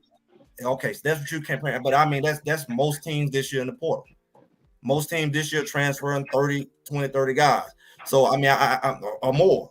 So I mean, it's not the teams that's going 10-2, 9-3, bro. You see what I'm saying? That's all I'm talking about, bro. Not them teams. I hear what you're saying, but I don't just look at numbers and that. I also look at matchup. So I also include that in my factor. Yeah, that's one of my big things too. Because when you disclude and say, okay, when I bring up Shedeur, Shedeur ain't got the team around him. I look at all the pieces. You know, I look at Shedeur as a major piece, and I also look at his returning pieces, that the weapons he have, and also returning pieces. Who? What returning pieces are you looking at? I mean, I look at some pieces he have like Marion Miller. I look at people like that and what they can contribute, and I also look at what they bring. 200. Well, he had 200 yards last year. What else? Who else? Right. But so you saying that he. What are you saying about Amari Miller when you say that? No, I'm just saying he didn't get much of a shot last year to do his thing. Right, but I'm saying not last year, but when he come to this year, you don't think he's going to produce? I didn't say he wasn't going to produce. I said what returning pieces are you looking at? Right, but I use his name and you kind of like, I said who else? Marion Miller, he got 200 yards. Who else you talking about? Right. I'm talking about him and I'm talking about what's coming in. But stopping with Marion Miller, when you kind of blow it off, are you saying he's not going to be productive? No, I actually think he's going to be the odd man out. I feel like Prime recruited a lot of receivers because okay, let me ask y'all this: when you who your 4 starting receivers? Because I'm thinking it's going to be Will Shepherd, correct? Wester, Travis, and Amarion. So you gonna probably Amarion in the slot, or he gonna be outside? Outside. Yeah, I think he can play both. I'm thinking he's starting outside. So you starting who outside? Everybody just named Amarion and Shepherd. Outside, and then you got Travis and Wester. Yeah, if we have 4 receivers, yeah. If not, it just be Wester. Well, I mean, if you look at the spring game, that's kind of how they had it. 4-game receiver. I mean, that's spring game. I mean, you can mix and mingle. I mean, you got other guys coming in that you probably saying can take a Marion's spot. But I'm saying that's the beauty of what we have, the depth and the weapons. You can rotate, you can mix it up. But but everybody ain't gonna be able to get the rock, right? You know that, right? We know that.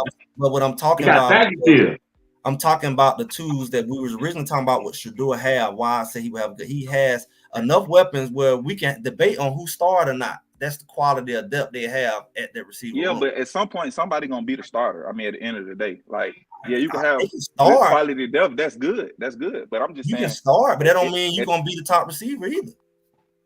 But everybody's not gonna be able to eat. Everybody's not gonna be able to eat, bro. It just don't work like that. But I'm not worried about you starting. I'm talking about what you do when you get in, because you can start and the other person coming after you get more yards than you. That's possible, right? Not really. I mean, if he got the momentum, I mean, if he like when at that point, if the guy that's coming off the bench is starting, I mean, giving you more production than the guy who's starting going to the bench. That's possible, but I'm saying that could be an ongoing thing. I mean, it's from week to week. Yeah. Okay. Cool. Depends on the matchup. At the end of the day, I mean, most of these guys outside of Will Shepherd and Wester, these are young guys.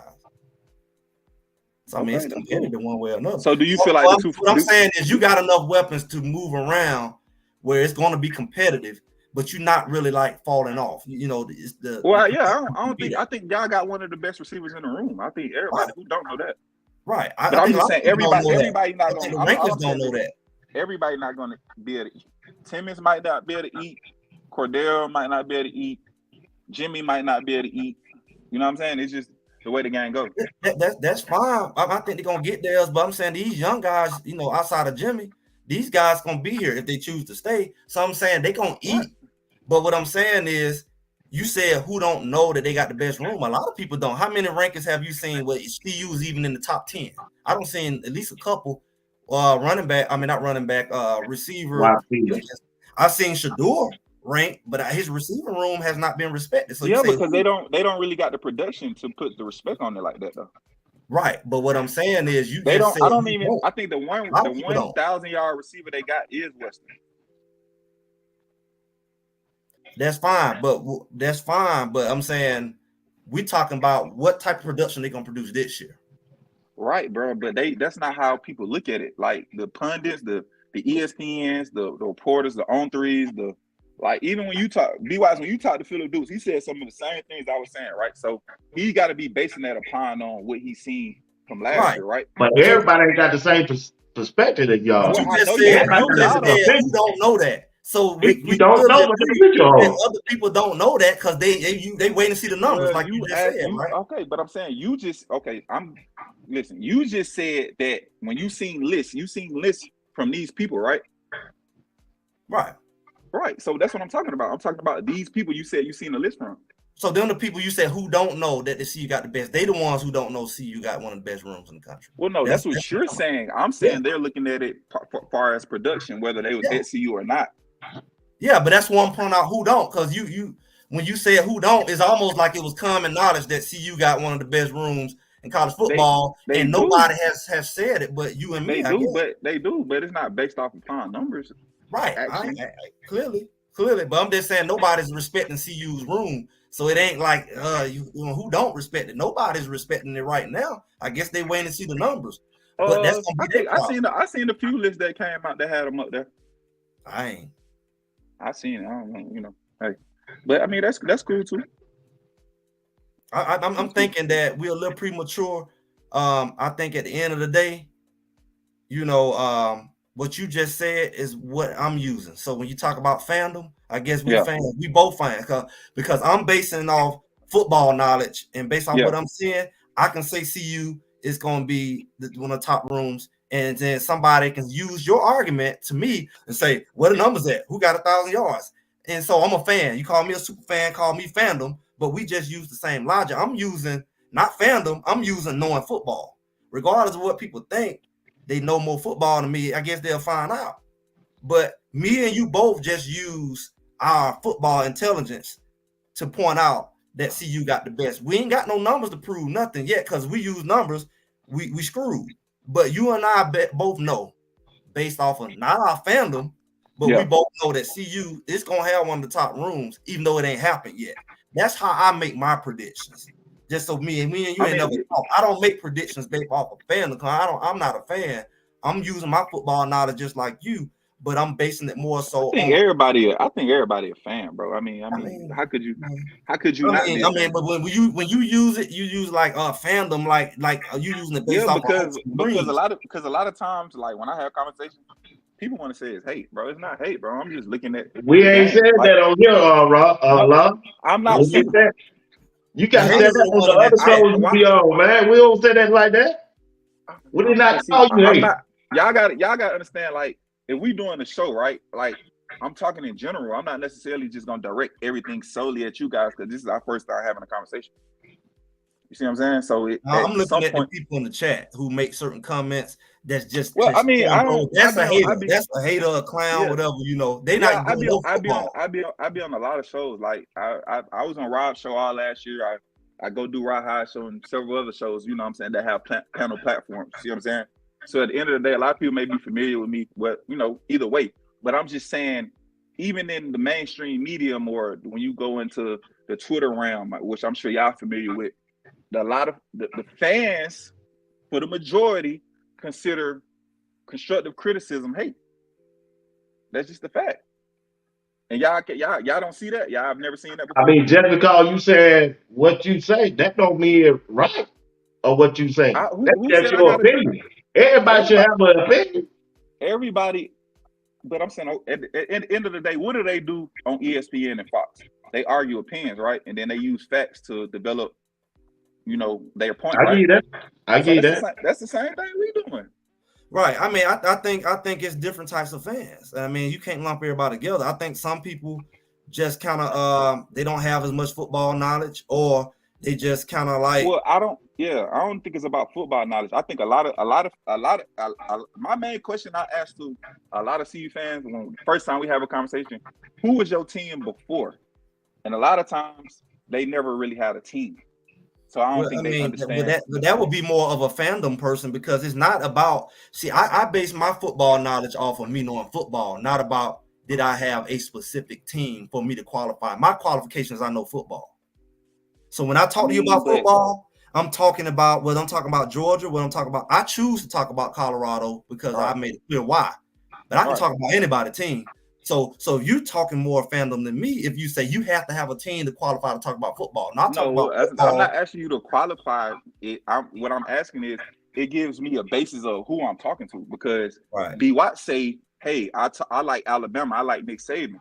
So he understands structure, process, discipline, and what it goes into to be a 10-2 caliber team, because he's watched it year after year after year after year. I mean, we all in Georgia, right? I'm in Georgia. So the reality is, I say I know football. If I follow football, I don't have to be a fan of Georgia to follow Georgia. So you say everybody's a fan. That's not true. I can Everybody is a fan, though. No, what I'm saying is, if I watch, because I don't have to watch every Georgia game. I don't have to be like I'm doing Colorado to be paying attention to it. A fan follows everything. A fan knows all the players and the stats. But my thing is, you're a fan of Colorado. Right, I'm more so a fan of Colorado right now, but you can't tell me that if I didn't do the same level of support with a team before this, that I can't speak. Well, because I don't. This ain't normal for me, but I know football. Yeah, but people ask those type of questions, just like if we was at a bar and we was talking about marriage. A question to you would be, are you married?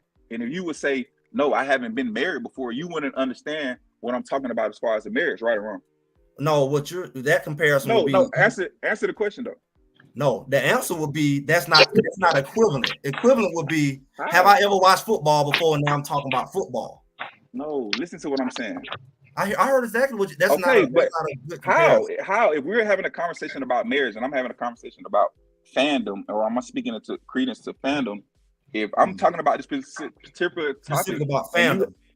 Right. If you have no knowledge in it, or you haven't been, I don't have knowledge about being a fan, but I do have knowledge about football. But who's to say what your knowledge is? Because we're talking about a team. I mean, I get what you're saying, but see, you kind of mixing, because I'm not really mixing though. If we're talking about marriage, the topic is marriage. Right. So I can't talk about marriage but if we're talking about football, the topic is football. No, the thing would be football. If I probably would, if me and BWatts is both married, right?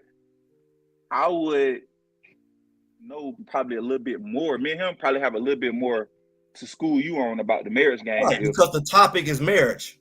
Right. So we're talking about football. The topic is football. I can talk about football with anybody because I know football and I play it. But we're talking.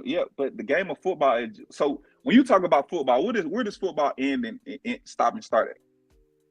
What that question is just very broad. What are you asking me? Exactly, because it's a broad scope. You see what I'm saying? Like, just because you say you know, like, okay, when you say you know football, what does that mean to you? It means exactly that. We can talk football and I can talk about it. I don't have to talk about a specific. Are you talking about on the field? I'm talking about all the way around. But I'm saying, if we talk about football, we can talk about it. We can talk about it on any level. But if you say, well, before we talk about football, what's your favorite team? Oh, you don't have a favorite team. We can't talk about football. That's ludicrous. Well, who said you couldn't talk? My thing is, I say I get a basis upon if we're going to see it similar, because like I said, if I asked BWatts, he said Alabama, he had a team. Right. So I'm going to me and him going to have a certain type of understanding, because we both watched Alabama. Right. So that's why I'm saying we're not the same, because I don't base my watching football based off of like I may be with Colorado now, but that ain't what I normally do. So you may be I'm a Miami fan. What you normally do? I just watch ball, man. I don't do what we doing right now. So you a Miami fan? No. I'm saying, like, I heard you're a Miami fan. Yeah, I'm so a Miami fan. You have a team, and you always had a team, and you do kind of like what I'm doing. So you feel like, okay, let me say, that's not my thing. I just do this for Colorado. Okay, cool. Look, we'll move it forward. I just want to say this. This is what I mean when I speak about having a team. So I'm a Miami fan, right? And so if anybody, you watch ball, right? So you know about Miami, right? Right. So you know we ain't been really a top tier program since the 2000s, right? So with that being said, year after year as a fan, I had the same expectations y'all gonna have for y'all team. I'm thinking we're gonna win every game, we're gonna run the record, we're gonna win the ACC, right? But when I look at it year after year, we're not getting it done. So when I say we're not getting it done, I have to dive into why we not getting it done. See what I'm saying? And so it could either be the coaching, it could be the O-line play with subpar, it could be the quarterback play with subpar, maybe even the defense, maybe even the defensive staff, maybe we didn't have the right scheme, maybe we got out coach right or wrong, right? So as the year go on, the next year, what's gonna be the problem? The quarterback. Then the year after that, it'll be whatever issue it is when it comes to ball, because you say you watch football, right? And so that would be but I think that's what we do, though. I mean, I think I know my channel done it. I think BWatts, I think that's what we do. We point out the things. We just not run around here saying Colorado gonna go 12-0. We point out the challenges, and I think when the season get here, we will be able to do that week by week. But I mean, ain't nobody sitting around here they're saying they're gonna go 12. Oh, I mean, I think you got us confused. I mean, from that, I don't know about other people, but I'm saying we talk about the challenges, with the line and with the we talk about all their deficiencies. Even the coaching staff. We talk about their deficiencies on the coaching staff. We talk about the deficiencies in player development. We don't talk about them all of that. I ain't no hard feelings, but we just don't go week to week and harping on that. We try to look at the positive side of Colorado because we are representing Colorado in a positive way. That's what we do on this channel. But if you want to disagree with us, we don't mind you disagreeing. Long as you just do it down in the chat. That's all I mind. But my thing is, like I said, I brought up. I don't mind you coming up anytime. I appreciate your insight in football, because Greg said, Raw Demand Media and Coach Drake, they talk highly of you, brother. So that's why I brought you up. And I got 10 more minutes. I don't mean to cut y'all off. I got 10 more minutes to do this show. But I'm gonna give you the last minute, because me and Greg gonna end it with listen, man. Salute, man. Listen, I come get at you guys come season, because like the off season talk, I don't think y'all really want to talk about it how I talk about it. You know what I'm saying? Which is cool. So when it comes season time and these games come around, I'll be watching and tuning in. But as far as I really want to talk football as far as ideologies, and you feel this way and I feel that way. Like what the film say? Like, let's get into that, because we all can say, well, I feel this way, I don't feel this way, I don't like how you. Okay, cool, whatever. But at the end of the day, the game got to be played on the field. At the end of the day, so all the ancillary things y'all might say about this, that, and the third, and whatever Coach Prime might be, are cool. But when the ball kick off, all that go out the window. Everybody is football players. At the end of the day, they got to run, throw, pass, kick, punt, and do all that. So when that happens, we'll run it then. You know what I'm saying? But I think Colorado will have, I think they go bold. You know what I'm saying? At best. You know what I'm saying? But that other, I don't see it. But one more question for y'all go, so I can know. I'm gonna write it down. Greg, you got them going what? I mean, I'm looking at 10-2.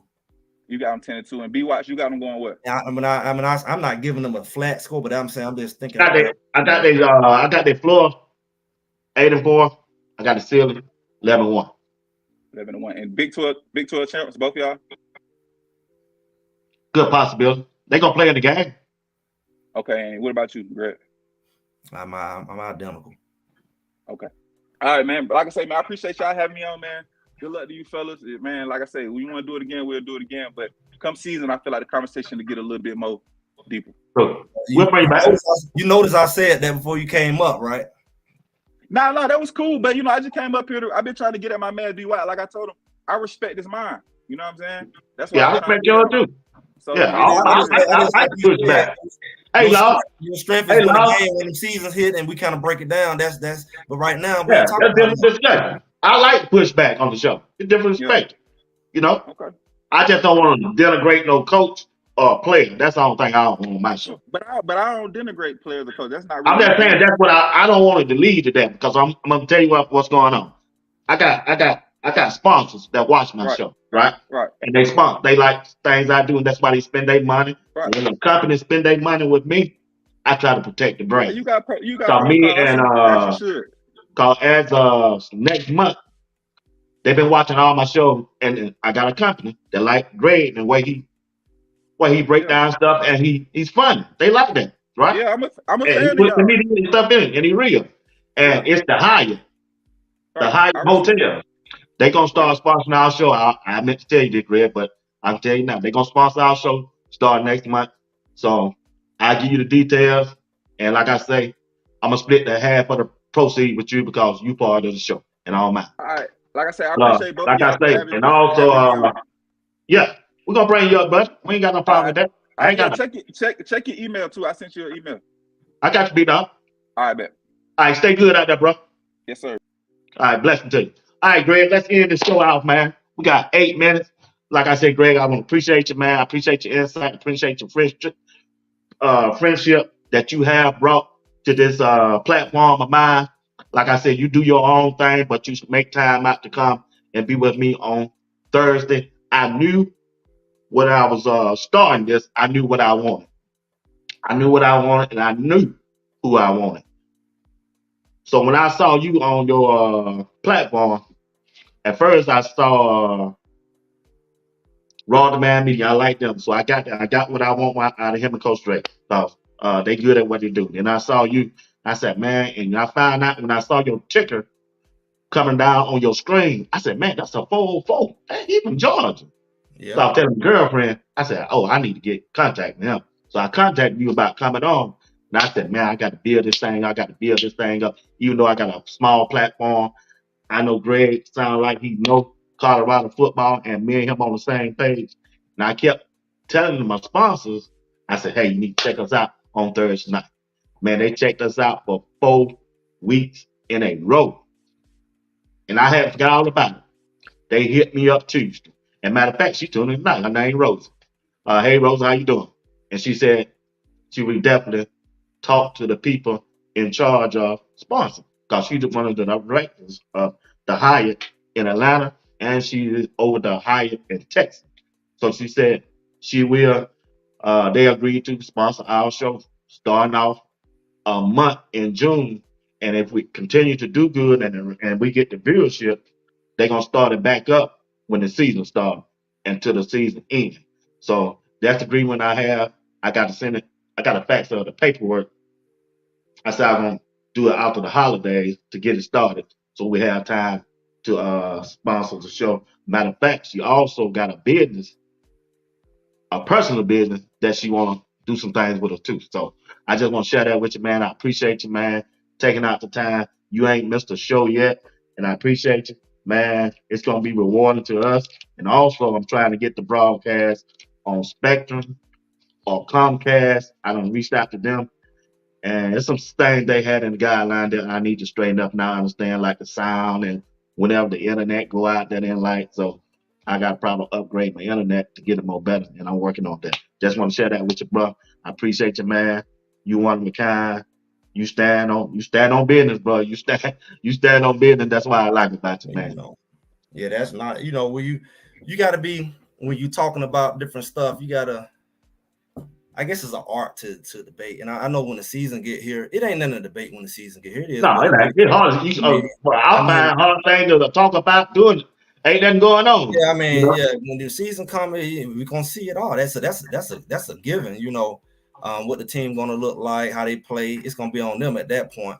Everything we're doing at this point is just projections, just right. Oh yeah.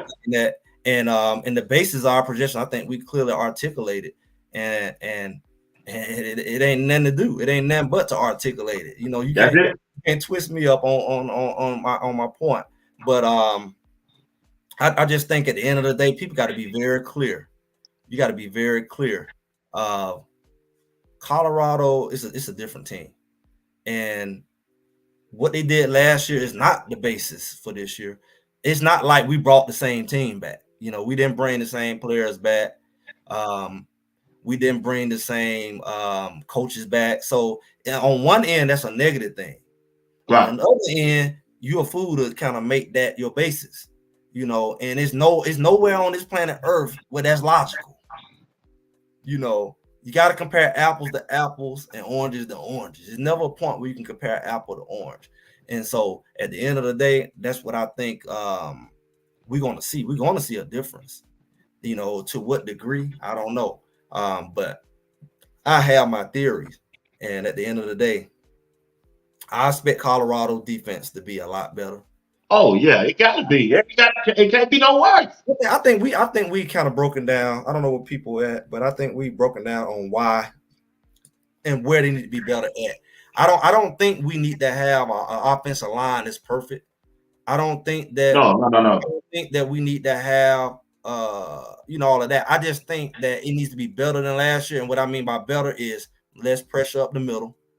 Yes. And also to have Shedeur add another second and a half to him. That's all we can ask. That's all it needs for you to be, Pro Bowl tackle. Right. So that's what I look at. That's my logic. Now I don't know everybody look at all the other stuff. I'm looking at if you can add another second and a half to him, get him sacked less, and have less pressure up the middle, by default, the game's gonna look a lot of different because we seen no matter what the clowns say at the end of the day, we're looking at the fact that Shedeur he was right on their necks with no line. Call it what you want. That's reality. That's not being a fan. I ain't got to be a fan to see that. We can pull up the schedule and see the scoreboard. And it's like, hey, they had a bad line, but they sure was losing by 3 and about 7. And they had 50 sacks. So, by this common sense tell me you cut them sacks down, it's going to look different. And the same thing with the defense. The defense don't have to be a world beater. All they got to do is stop you from scoring more than offense. True. So that's my logic, and I saw that with JSU. JSU, people don't know. Everybody talk about JSU. They ain't even follow JSU. When they was actually JSU, the strength of their team, their defense was they were known to not let teams score over 21 points. Okay. They didn't shut nobody out, but they was known for keeping teams below 21 points. And the problem was Shedeur was going to always score more than that, and that's why they had an undefeated team. You can talk about all the other stuff all day, but that's how games are won. I score one more than you. And my logic is if I can get Shedeur to the point where he's already at, keep him cleaner, keep him fast. He already was putting up 30 plus points a game. True. With a bad offensive line. So now we're gonna be at 40. So what is it to say defense? Just keep them at 21 and less.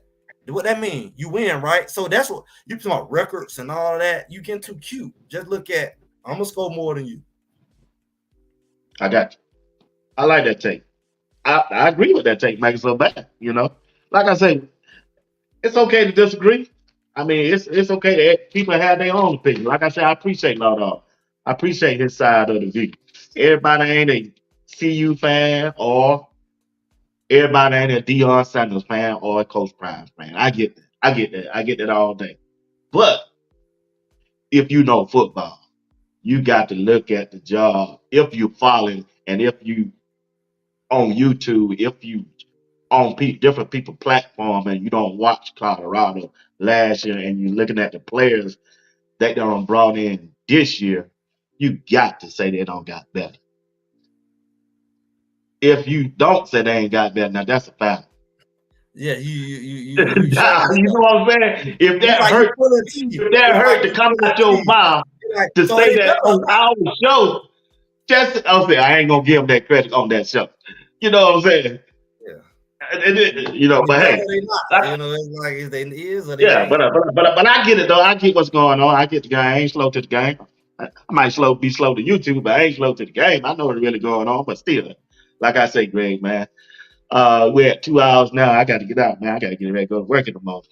But like I say, bro, appreciate you, man. You want to get in the last word and let's talk about the sponsors. We get a chance to talk about the sponsors tonight, man. Hey, I mean, I like to say, let me put this thing up, man. Oh, I ain't got a stolen at the bottom screen. Can't do that. We got to get them in. Hold on, Greg, before you go. Y'all bear with us. Well, I just tell them, you talking about Proverbial Enterprises, senior living consultants. That's local in Atlanta. A lot of us, some people in Atlanta, anybody in Atlanta is just a service to the senior community, helping with senior living transition, senior living placement.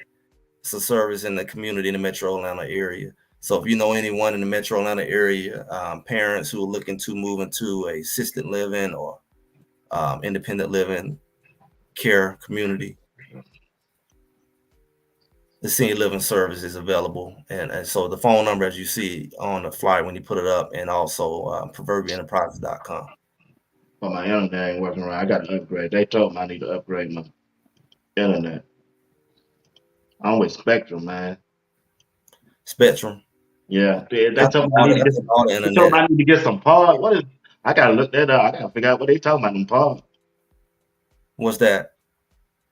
For your internet service, told me get some pods. You talking about like BODS? Yeah, let me know what you say. I'm thinking about adding like extensions, like router extensions and stuff like that, and make the signal stronger from room to room. But I'm sitting right on top of my modem. The weird thing about it is when I had my Ethernet cord connected, it do more foolish stuff than just me. I don't even connect it, and it's running better. It's supposed to run better with the cord connected, but it don't. So also I did an interview with On3 guy. A lot of them talking about the internet. Sir, I did it through the YouTube, the YouTube app. And because whenever I go solo, that's what I do. Because when you do stream, you got to do a lot to set it up. Yeah, so I just do it when I go solo. I just go with the YouTube app, and sometimes it'll freeze up and all that. I'll be saying, man, what's going on? And they will tell me it's your internet service ain't strong enough. So yeah, it's weird, man. Sometimes it be the computer. Sometimes it be, just the speed on computer. And then like I said, I plug my Ethernet cord to computer and it's worse. Right. So, who knows? Just keep working with it. Yeah, keep working with it. What I've tried to tell them at Spectrum, when I'm talking about adding the broadcast on channel 17 or there, because it's a cable access channel. That's what they tell them I need to work on. Because I saw them the 4 shows that we done. Somebody said Wi-Fi repeaters. So they're putting in the chat Wi-Fi repeaters. Oh, they said that's what I need. Repeaters. Wi-Fi repeater to help with the signal. Okay, I have to look into that.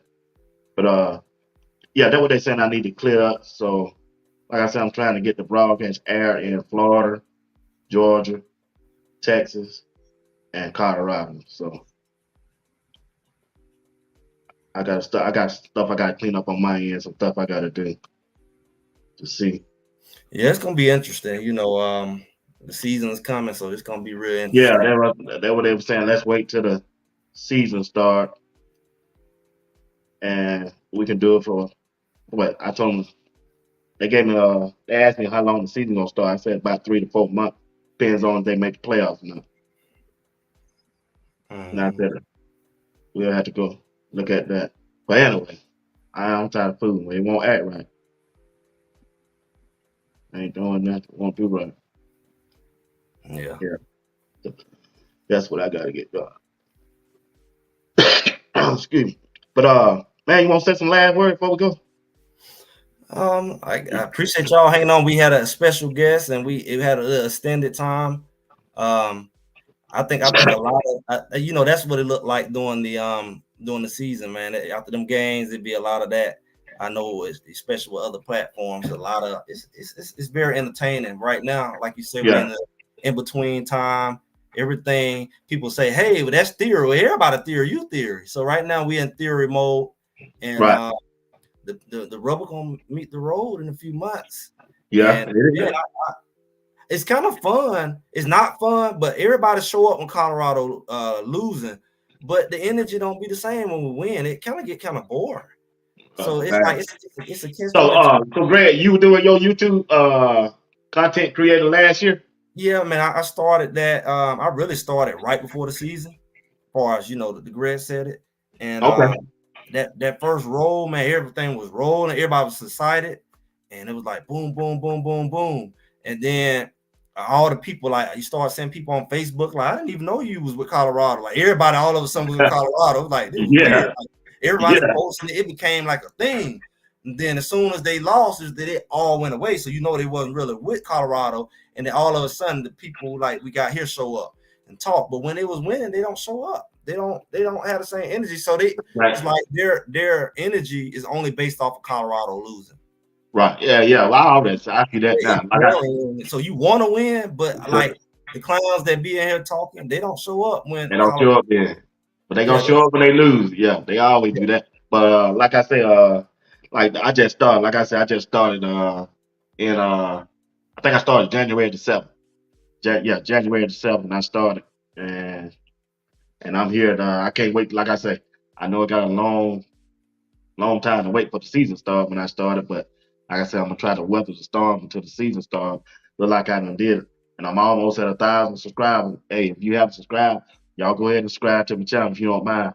Like I say, and thanks to you, Rob, the Man Media, Coach Dre, and y'all got a special tomorrow night with Life and Football, coaching. Me and him doing a special tomorrow at 9 p.m. So we're gonna be doing that, and on Sunday, I got who I got? Me and Rob, man. I'm bringing. I think Coach Fleet. Is it Coach Fleet? I got. No, I got on three back again. He coming back again. He said he gonna talk to Coach Fleet. See could he come on with us and all of that. And I said I was gonna mention you if you want to come on. I'll shoot you the link if you want to on Sunday. If you want to, I know you do your thing on Sunday, but I said I was gonna shoot you the link if you want to come up. You can do it anyway. But like I said, that's what I got. So tell everybody what you got going on this week, bro, and where they can catch you at before we end this show. Hey, same old thing. Greg said it. Like, share, subscribe. We got, like I said, it's going to get a lot more entertaining as this thing pick up. We don't have to rush anything. That football season, when they go fast. I remember last year we got out there and man, everybody was ready for the season, and then the season just kind of took off. Even with all the drama and all the losing, that you just got to savor the moment. So, man, we're not rushing nothing. I respect the off season. Like I said, that's one thing I learned from last year. Just respect the off season. We don't have to rush it. It's gonna come fast enough to see, and then we got to savor the moment because every year gonna be different. Everybody's saying it's gonna be better next year. You don't know. You talking about what you don't know. Once Shador and all these guys, Travis Lee, it's a whole different element. Everything look different. It's gonna be different. Just that's what Jackson people didn't understand. It's gonna be different. Oh yeah, huge. Yeah. The characters in the movie is different. Sometimes you have the first movie would be a classic, and you try to redo it, and it's like, oh, it ain't good as the first one. And that's my reality. So, man, we just got to savor this moment. Don't rush it because this is a unique time.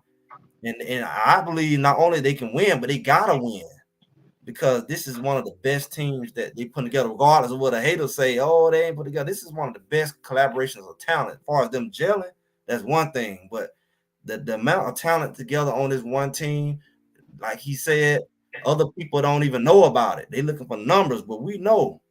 So, man, we're gonna get to see people kind of get caught off guard. Like, what is this? And hopefully it'll be a good run, and man, we can ride that wave. So that's what I'm looking forward to. So make sure y'all like, share, subscribe. We go live on Sunday, 12:30. Shoot videos throughout the week. So y'all better catch it. All right. Like I say, I appreciate you for joining me tonight. Also, like I say, if y'all not doing anything tomorrow, me and Life and Football Coaching will be going one-on-one tomorrow for a special at 9:00 this Friday. And I think the topic is I think I already made up. The boys are back in town. We'll be looking at the Colorado first 6 game. Also, we'll be talking about that on Sunday. Be Raw, the Man Media, and also be watching Greg on his live at 12. Still at 12:30, or you gonna change it up since the holiday weekend? We'll go for 12:30 for now, but I always let people know. Make sure that y'all subscribe. I'll shoot it in the community and let you know. But right now, 12:30. Yeah. Okay. Like I say, don't forget to like, subscribe to Greg Said It. And if you don't mind, go over to Sports Talk with BWatts Entertainment. Hit that like button and subscribe to my channel. I would appreciate each one of you if you're doing that. Bruh, until next time, man, be blessed. You have a good weekend. All right. Appreciate it. All right, brother. Appreciate it a lot, dog. Appreciate you, bro. All right.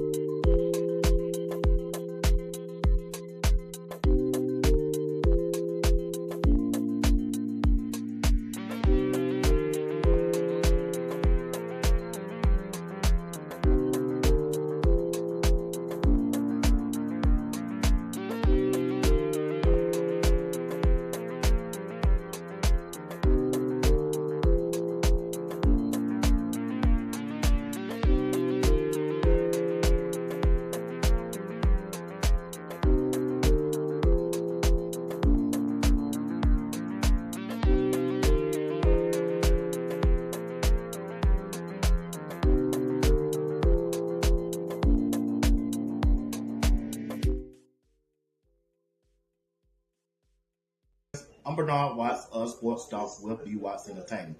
I just want to say special thanks to all the business that have sponsored my broadcast so far. I appreciate each and one of you for advertising during my broadcast. Don't forget, this Thursday at 8 p.m., Greg said it, will be on the program with me. You already know how we do it. This Friday will be a special program. I got Life in Football. Colin, he will be joining me. Also, we'll be talking about the boys are back in town.